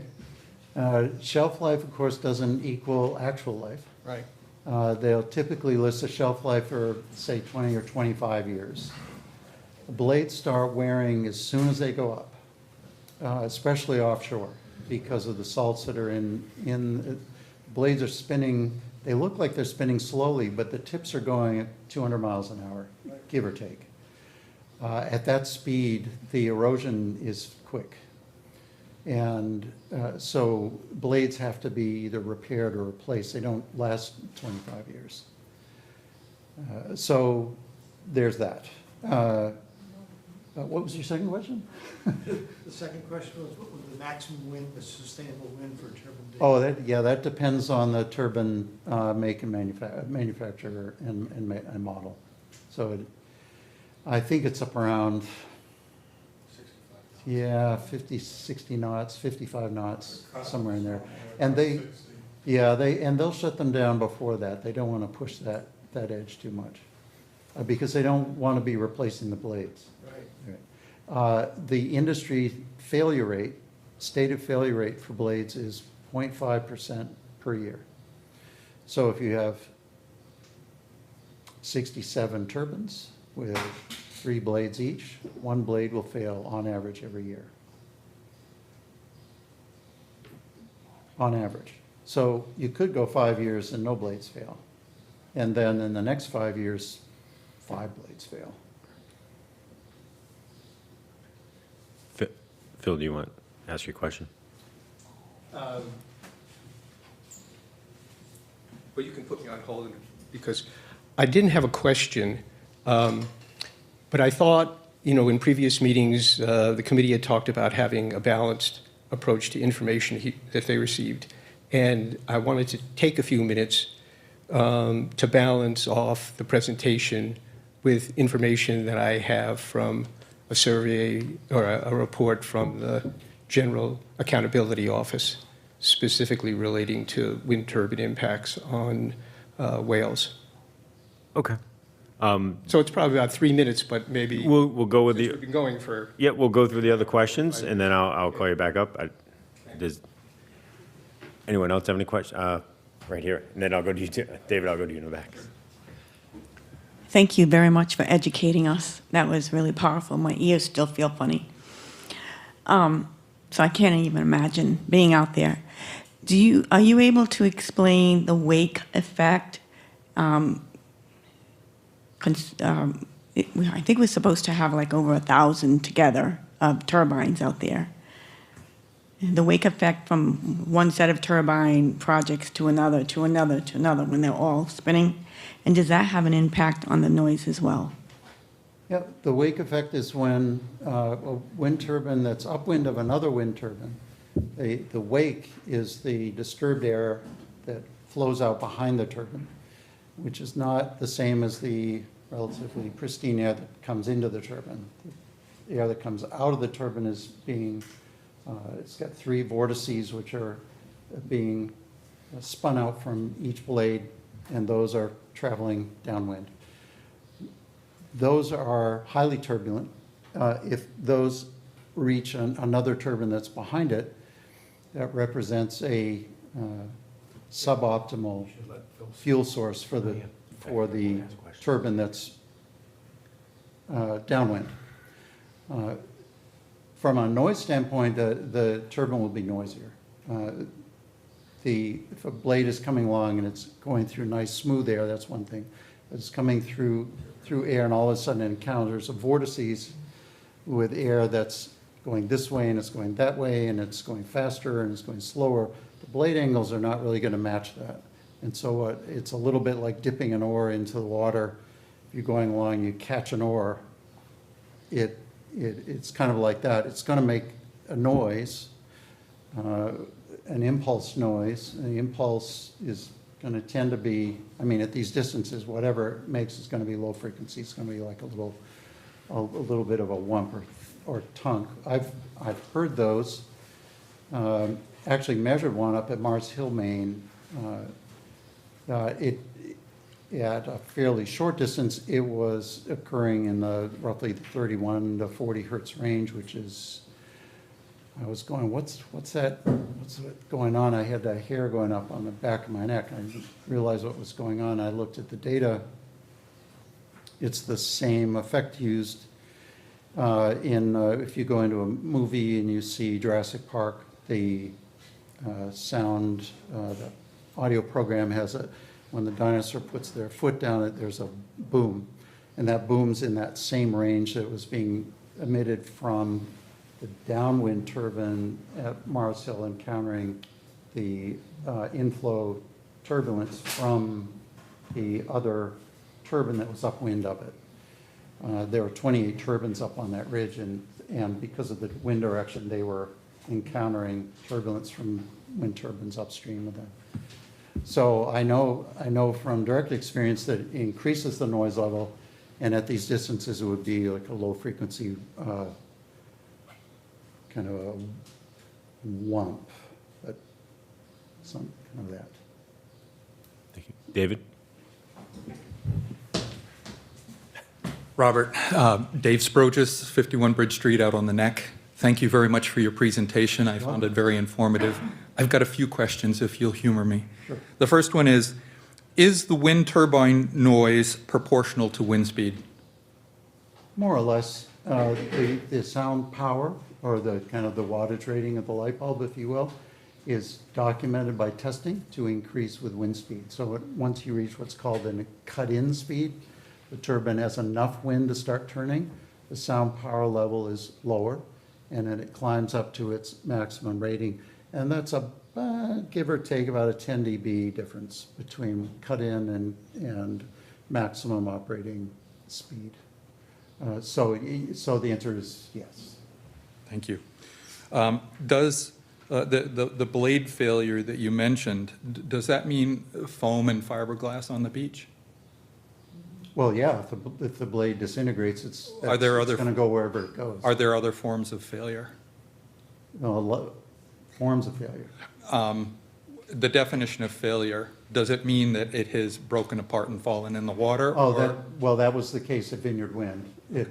Right. The blade fractured near the root, which was a torsional issue.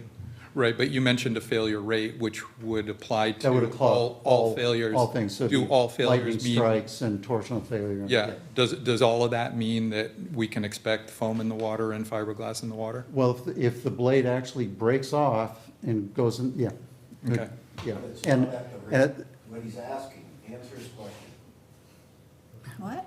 Well, are there other ways in which do they catch any of these failures? Well, Or- do they consider a twisted blade that's no longer adding to the rotation of the nacelle? Is that considered a failure that does not have foam in the water? Yeah, could be. I'm just trying to understand what a failure. Yeah, if failure might not necessarily represent blade in the water. Okay. There might be, if they're monitored, so they might say, oh, we have a failure of sensors, or we have a failure of, we're seeing cracks in it, but it hasn't broken off yet. We're gonna call that blade failed. I mean, there's a range of failures. Right, but if there's one a year, I think that, as a resident next to the beach, I want to know how often we're going to have foam and fiberglass. I can't tell you that. Yeah, okay, thank you, appreciate that.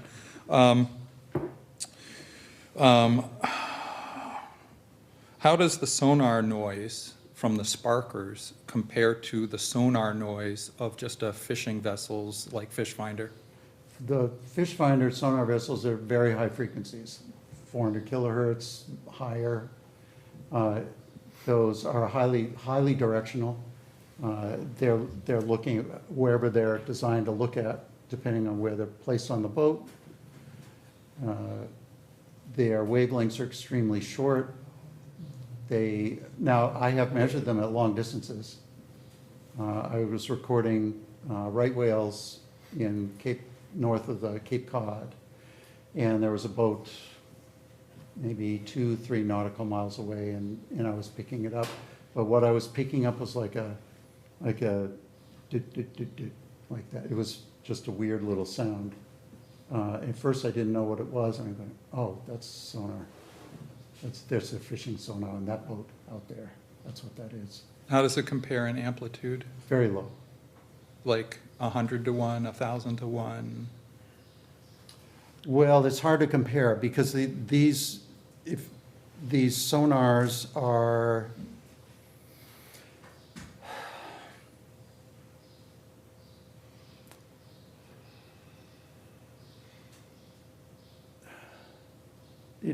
yeah, it's hard to answer your question.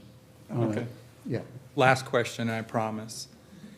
Can the marine mammals tell which way the pile driving pulses are coming from to avoid them? I have no idea. Okay. What we do know from the sonar survey is that the ocean is reverberant. I documented it.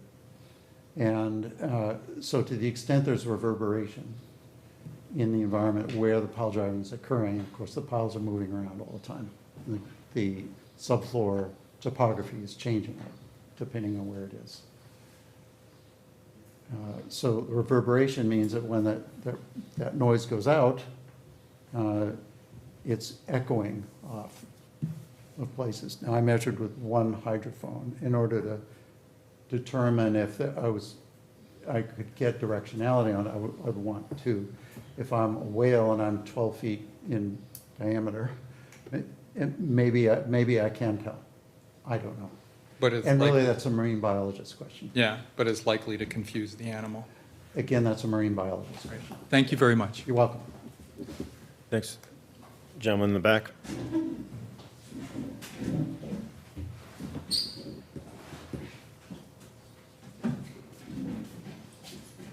John Harron, Dartmouth. Is there monitoring equipment to catch the noise that could come from the turbines this summer and document it? I don't know if I think NOAA has buoys out.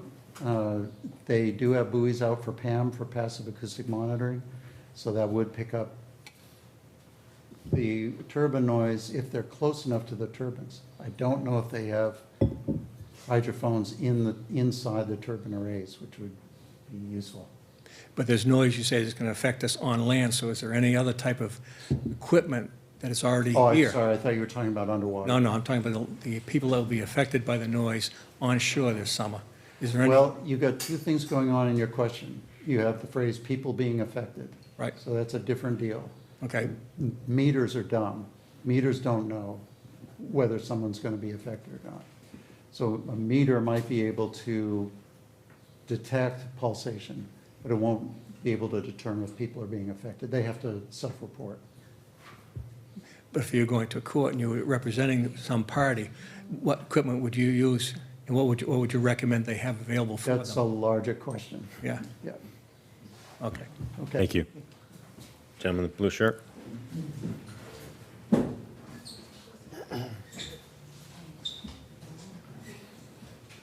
Yeah, my name's Tom Mangold. I live on Main Road.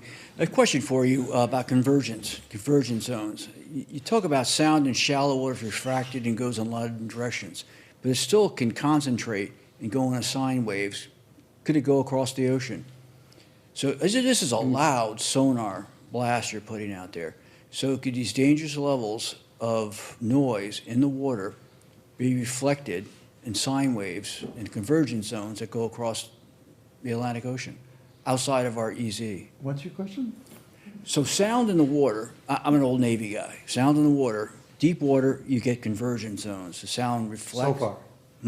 The SOFAR zone. layer.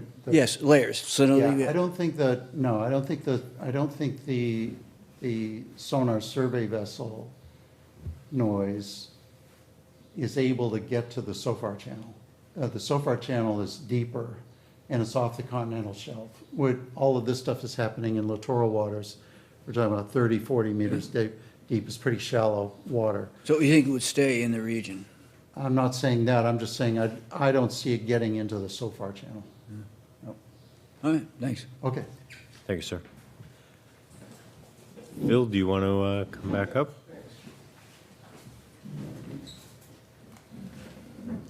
Phil Weinberg, I live on Drift Road. I'm on the Board of Health and the Conservation Commission. And I've just been following research and news about wind farms. And so I came across this study, which from this report, really, from the General Accounting Office, which is an agency of the federal government, and they were requested by Congress to do a study on wind farm development.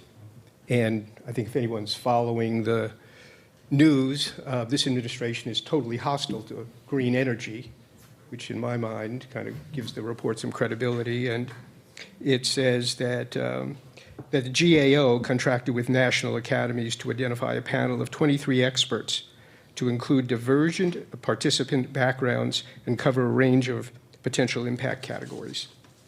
And I just want to, it's a long report, but I just want to focus on the relevant to what this gentleman has been speaking to impacts from acoustic disturbances. And there's no dispute that particularly the construction and sonar have an impact. It's just a question of the extent of the impact and what's happening to do to understand it and to prevent it. So it says offshore wind development has the potential to affect marine animals sensitive to underwater noise, such as whales, and then it goes on to some of the details. Developers explore potential wind generation sites using high-resolution geophysical surveys, which may disturb sensitive species. The Bureau of Ocean Energy Management, which is the permitting arm for wind turbines, determined that these surveys are unlikely to injure marine mammals, and 2 experts we interviewed said that the surveys for oil and gas development on the outer continental shelf has used more powerful acoustic tools without resulting in whale strandings. And so it is kind of important to remember these are not the first offshore platforms that have been developed. The Gulf of America, Mexico, is full of them. And the gas that we all burn comes from there. Construction activities such as pile driving, fixed turbine pylons in the seafloor can create intense undersea noise that could cause disturbance or potential injuries to mammals. 3 experts told us that while pile driving could cause auditory injury to mammals at short range, animals tend to move away from construction areas when activity begins. So, to state the obvious, they're not like boxers in a ring. They can move away, and I believe that one of the basic conditions in all the permits are to prohibit pile driving when during migration periods, and they have spotters on boats, and when they spot whales, they can shut the operation down. If I said you had data, you read a report. Hmm? If I said you had data, you read a report, besides the report. We're not going to, he's given it, I don't know what he said he was going to talk about. but he's given it, Read a side of the report, he gave us a bunch of BS. sir, No, I'm reading the conclusions of the report. he's reading the executive summary of a GOA report. Just What's the data? give him the opportunity, Oh, maybe he'll do it. give him the opportunity to speak. I just think, if I understand one of the purposes of the committee right now, given that the project that stimulated the creation of the committee is mothballed, to say it mildly, that the idea was to educate the public about issues related to wind turbines. And I think the last 2 meetings have been people who have given long presentations about the problems with wind turbines. And I was just here to I don't have an axe to grind, okay?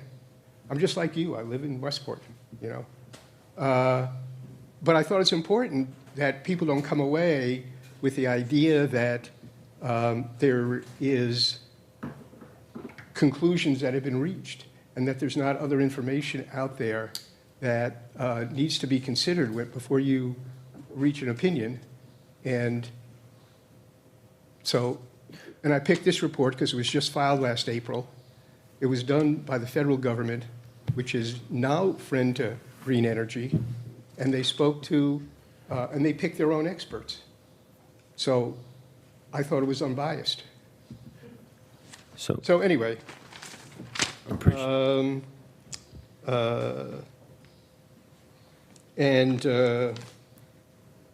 Okay, anyway, so, and it says, a consistent low-intensity noise from the operations of turbines is similar to existent ambient sound in the ocean and has a very low probability of causing potential harm to fish and marine mammals, according to a 2023 BOEM condition study. And NOAA Fisheries does not anticipate any death or serious injury to whales from offshore-related wind activities and has not recorded marine mammal deaths from offshore and wind activities. So, but this doesn't mean that that there's no further study going on. NOAA has introduced new draft technical guidance for assessing noise impact to marine mammals, and the Bureau of Ocean Management and NOAA are coordinating and evaluating mitigating impacts on crucially endangered northern right whales. So I just thought it was important to say there's another side to the story. Thank you, Phil. And just for the audience, obviously, and Phil, you know, we did have Vineyard Offshore come in, obviously, to explain their project and their position, and we also had the Commonwealth of Massachusetts, their agencies come in, which are obviously very supportive of the green energy and the wind energy. So we've really had 4 meetings that have addressed data or information. So, you know, we did have 2 that were essentially pro-wind, and we have had some experts that are providing, you know, their research and their background on that. So, yeah, you know, I appreciate that. I think those were policy. Yeah. More oriented, and the other 2 were more about and I've told this environmental impacts. And so I just wanted to let people know that there's another story if they want to look for it. And I've explained to a lot of people in town that it's very, very difficult to say that there is little impact on marine life when we've seen numerous mammals wash up on Westport shores that we hadn't seen for 40 years. And I think that's a concern. I mean, I have a NOAA fact sheet right here that has right whale deaths of 36 dead, but 13 of them are unknown causes. So, you know, we can. I joke 90% of statistics are all made up. You know, depending on your where you stand on an issue. So. We're trying to balance it as best we can. People are going to, formulate their own opinions based on what they see. We know where this administration is, and we know where the previous administration was. So I think the concern is the impact to Westport. At the end of the day, there's going to be 500 turbines that go up that we probably have zero impact or, anything that we can change. Right. I think the concern was for this committee to be formed is impact specifically on Westport. And I think where it came into play was, are we doing cabling? Are we going under the river? Are we doing this? So that agenda has kind of shifted to just more of a general discussion. So, Yeah. and we will, as doing this quarterly, I think, we don't have to fill as much time as we did on doing it on a monthly basis. So we can continue to try to get balance on that agenda. But. Right. And I didn't mean to imply that you were choosing to do this, and I appreciated, the information is really interesting. I think it has to be understood in a certain context. We're not here because somebody is proposing a floating mall or a casino, right? The gentleman here said air pollution is the number one cause of death, okay? And that is from fossil fuels. And we, as a country, are being given the choice. Drill more, including offshore drilling, or go to green energy. So, you know, there's no free lunches. You know, I mean, history has told us that about everything that we do. And, you know, I've heard the stories of, you know, concerns about the blade failures in the plastic in the ocean. And as part of my Board of Health hat on, I looked at that issue. And all I can say is there are hundreds of millions of tons of plastic going into the water in the North Atlantic, okay? The plastic from a single broken turbine is so infinitesimal as, you know, it's a legitimate concern, but, you know, it's just dwarfed by all the plastic that we use every day. And is being dumped in the water, and is on fishing lines, and, you know, everything.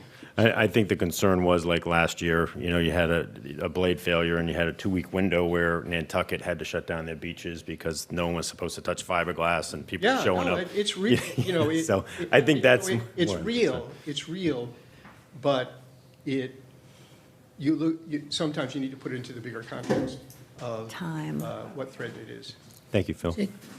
Yes, Shauna. So I was going to reiterate what you just reiterated. I know that we've been accused in the last couple of meetings of not being balanced, and I think we actually have been somewhat balanced. It just doesn't, the balance doesn't always happen in one night, right? Like one night you're hearing from Vineyard Wind, the next night you're hearing from someone else.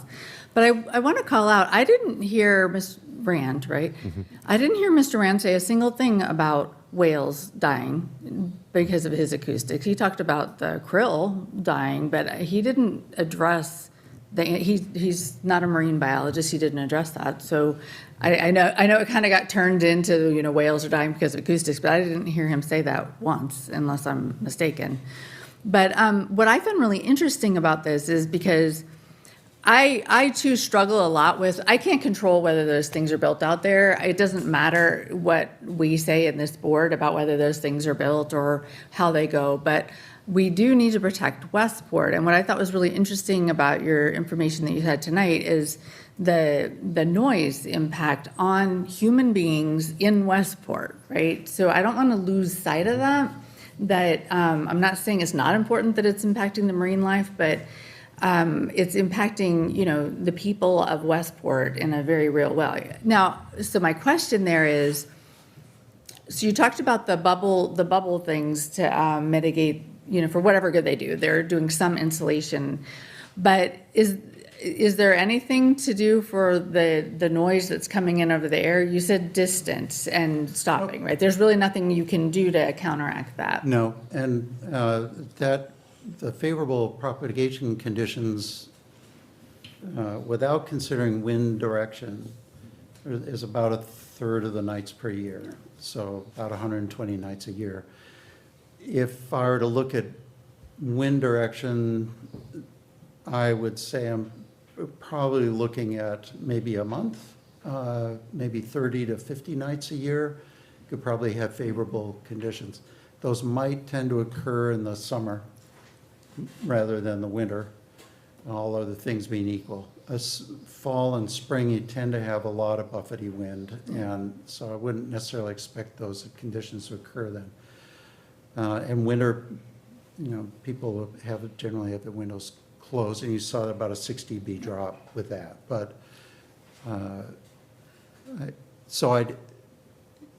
if I'm looking at when that might occur, might be a month to month and a half where you could have nights, and maybe not every night, maybe this night, maybe then 2 nights here, and maybe then a couple nights where it's not happening, and then the front comes through, and then 2 or 3 nights like that. But that's what the data suggests. Thank you. That's from the atmospheric analysis, roughly 80 miles southwest of Westport, coming off of across Long Island and out to sea. So not very far from here, maybe not even that far. So I think those numbers for the atmospherics work in this area, more or less. So I would figure maybe a month to a month and a half every year when that could happen. So putting that in perspective, it's not every night. It's some nights of the year that it could happen. Thank you. All right, we're going kind of long. We'll do two more questions. I want to ask a question. We got it. First off, Well, I relax. actually had, I don't need you yelling at me. And then second, we will go to her. Thank you, sir. sorry, Lisa Quattracki Knight, and I actually just had two comments. One was a response to Phil, I think is his name. I don't necessarily disagree about the fact that the blade failure that we all experienced last year was a drop in the bucket compared to everything else that goes into the ocean. But it's curious to me that is the exact same argument that doesn't work about renewable energy right now, in that the amount of pollution and the amount of coal and natural gas and oil that's being used by China and India means that anything we can offset here, which is going to be quite small, is going to be a complete drop in the bucket compared to what's happening in terms of other usage. And so it's just that if you're going to use the argument in one way, you should use it in the other way as well. So, but I also have real data about the fact that pile driving and offshore wind surveys do kill whales. And so I have it with me, but I know it's too late to present now, but it is something I could present to the committee at some point if you're interested. Thank you. Thank you. Yes, ma'am? Jean Wyand, 30 East Shore Road. Just in reference to the GAO report, there was no data presented within the GAO report. They had a panel of experts to give their opinion, unlike what we had today that actually included data, which was very appreciated. I thank you very much. We also live in Westport. We're actually one of the people that actually is in those earlier symmetrical rings, so the noise is a real issue for us. But more important, we are also fishermen. These are our fishing grounds. We see the activity going on, and if you go out there at 4 o'clock in the morning, it is like you are at Grand Central Station. So you talked about noise pollution. The light pollution that is going out in these areas is unbelievable. And then when you're sitting there with the turbines going all the time while you're out there fishing, it's unbelievable, and it's unconscionable that the environmentalists are not up in arms about this. And so I would ask, do you have any idea why the environmentalists haven't gone absolutely insane, other than the fact that there's money involved? Yeah. I do not. It's disgusting. It's absolutely disgusting what we have done to our oceans. Thank you. Sir, last question.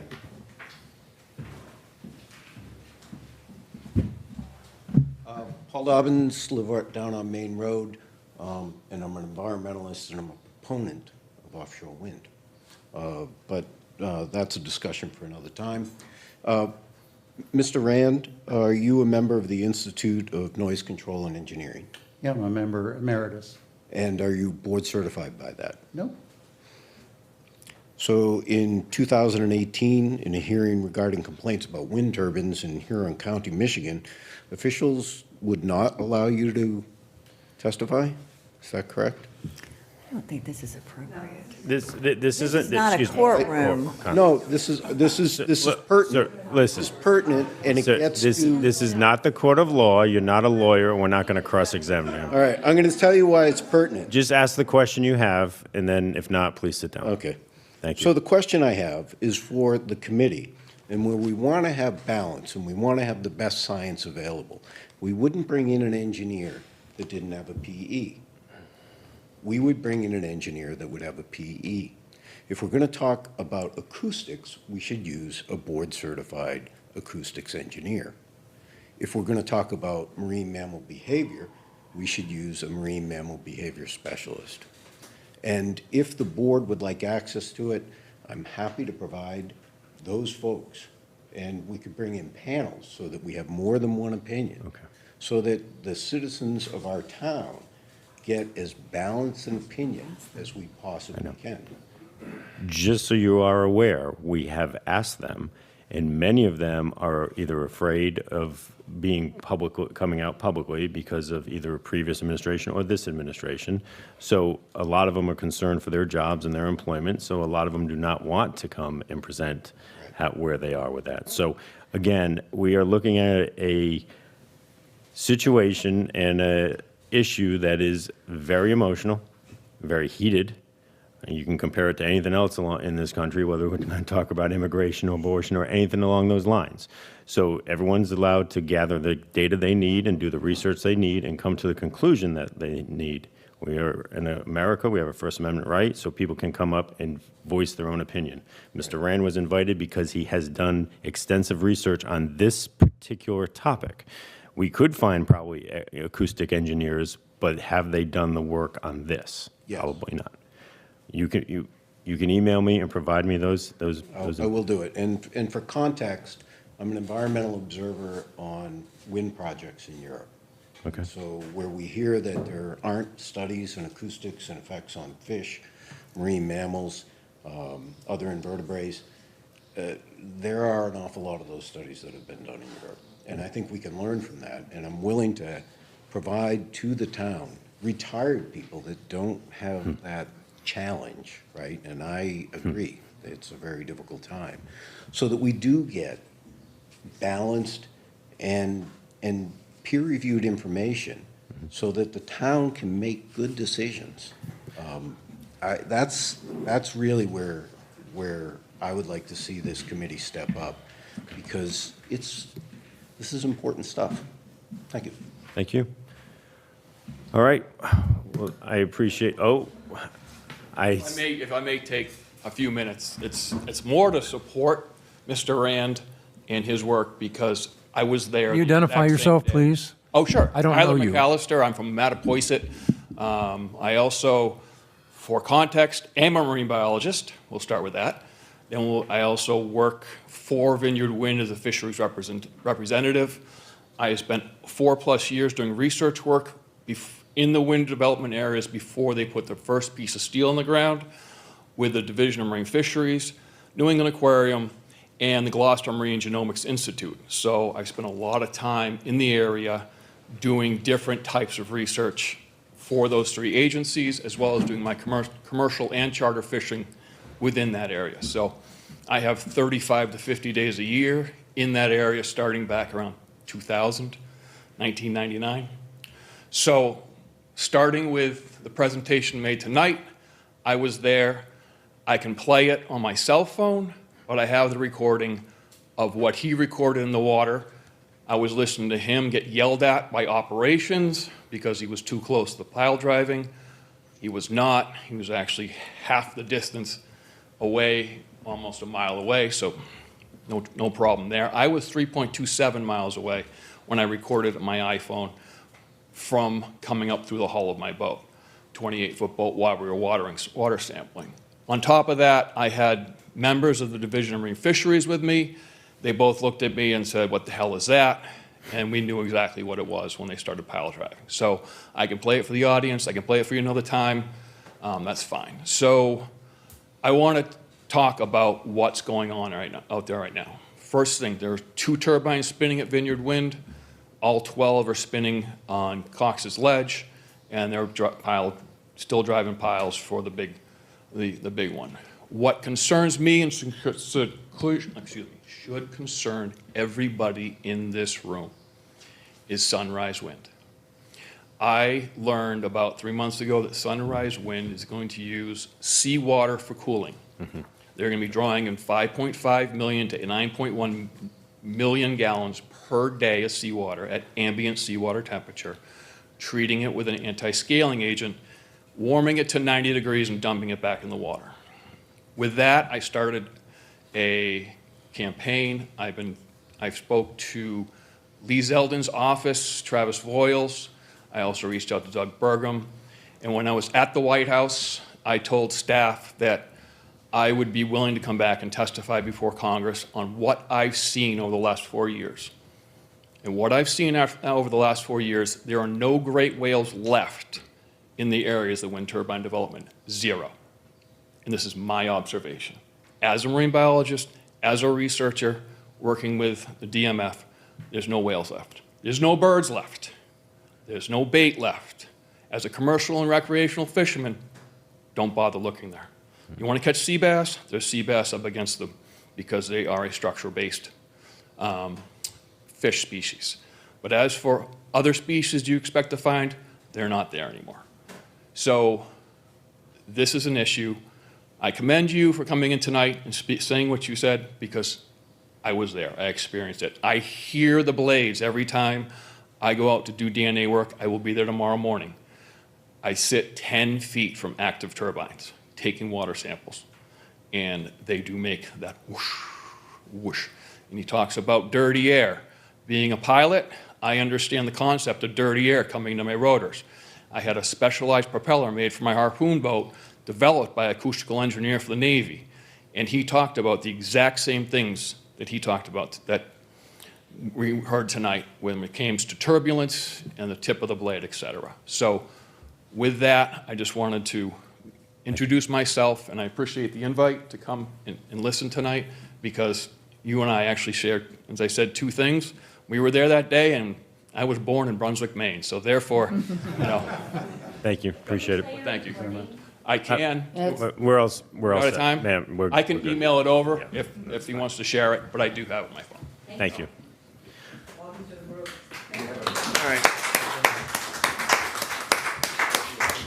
Did you have anything else on the agenda? No, I do not. A motion to adjourn. I second. No, Yeah. no, hold on. We do need to set the next meeting. Oh, set the next meeting. So I asked if you had anything else. I know you want to get going. You guys need it. We're still in session here. We're still in session, You need please. to be quiet. Oh, yeah, thank you. Thank you.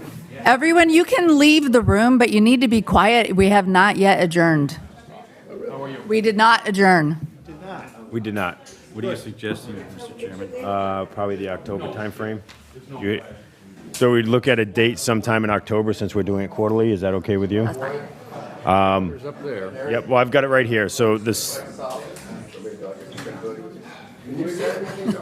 Don't do it the first week. It's all right, just pick a date. I can, oh, you want me to pick, just don't do it the first week. don't do the first week? Mr. Chair, we can always, I would do it like the 16th or 23rd, but you could just schedule it, just coordinate We it. have yeah. You got a gavel in the drawer there. We'll do the 23rd. We'll do the 23rd. 23rd. 23rd is a board meeting for me. And we'll do the minutes another time. You want to do the 9th? 22nd? Or, Can you do the 9th? Care. no, we meet on I don't know. Thursday. Sorry. All right. Ninth is fine for me. I'll get back from Europe on the 8th.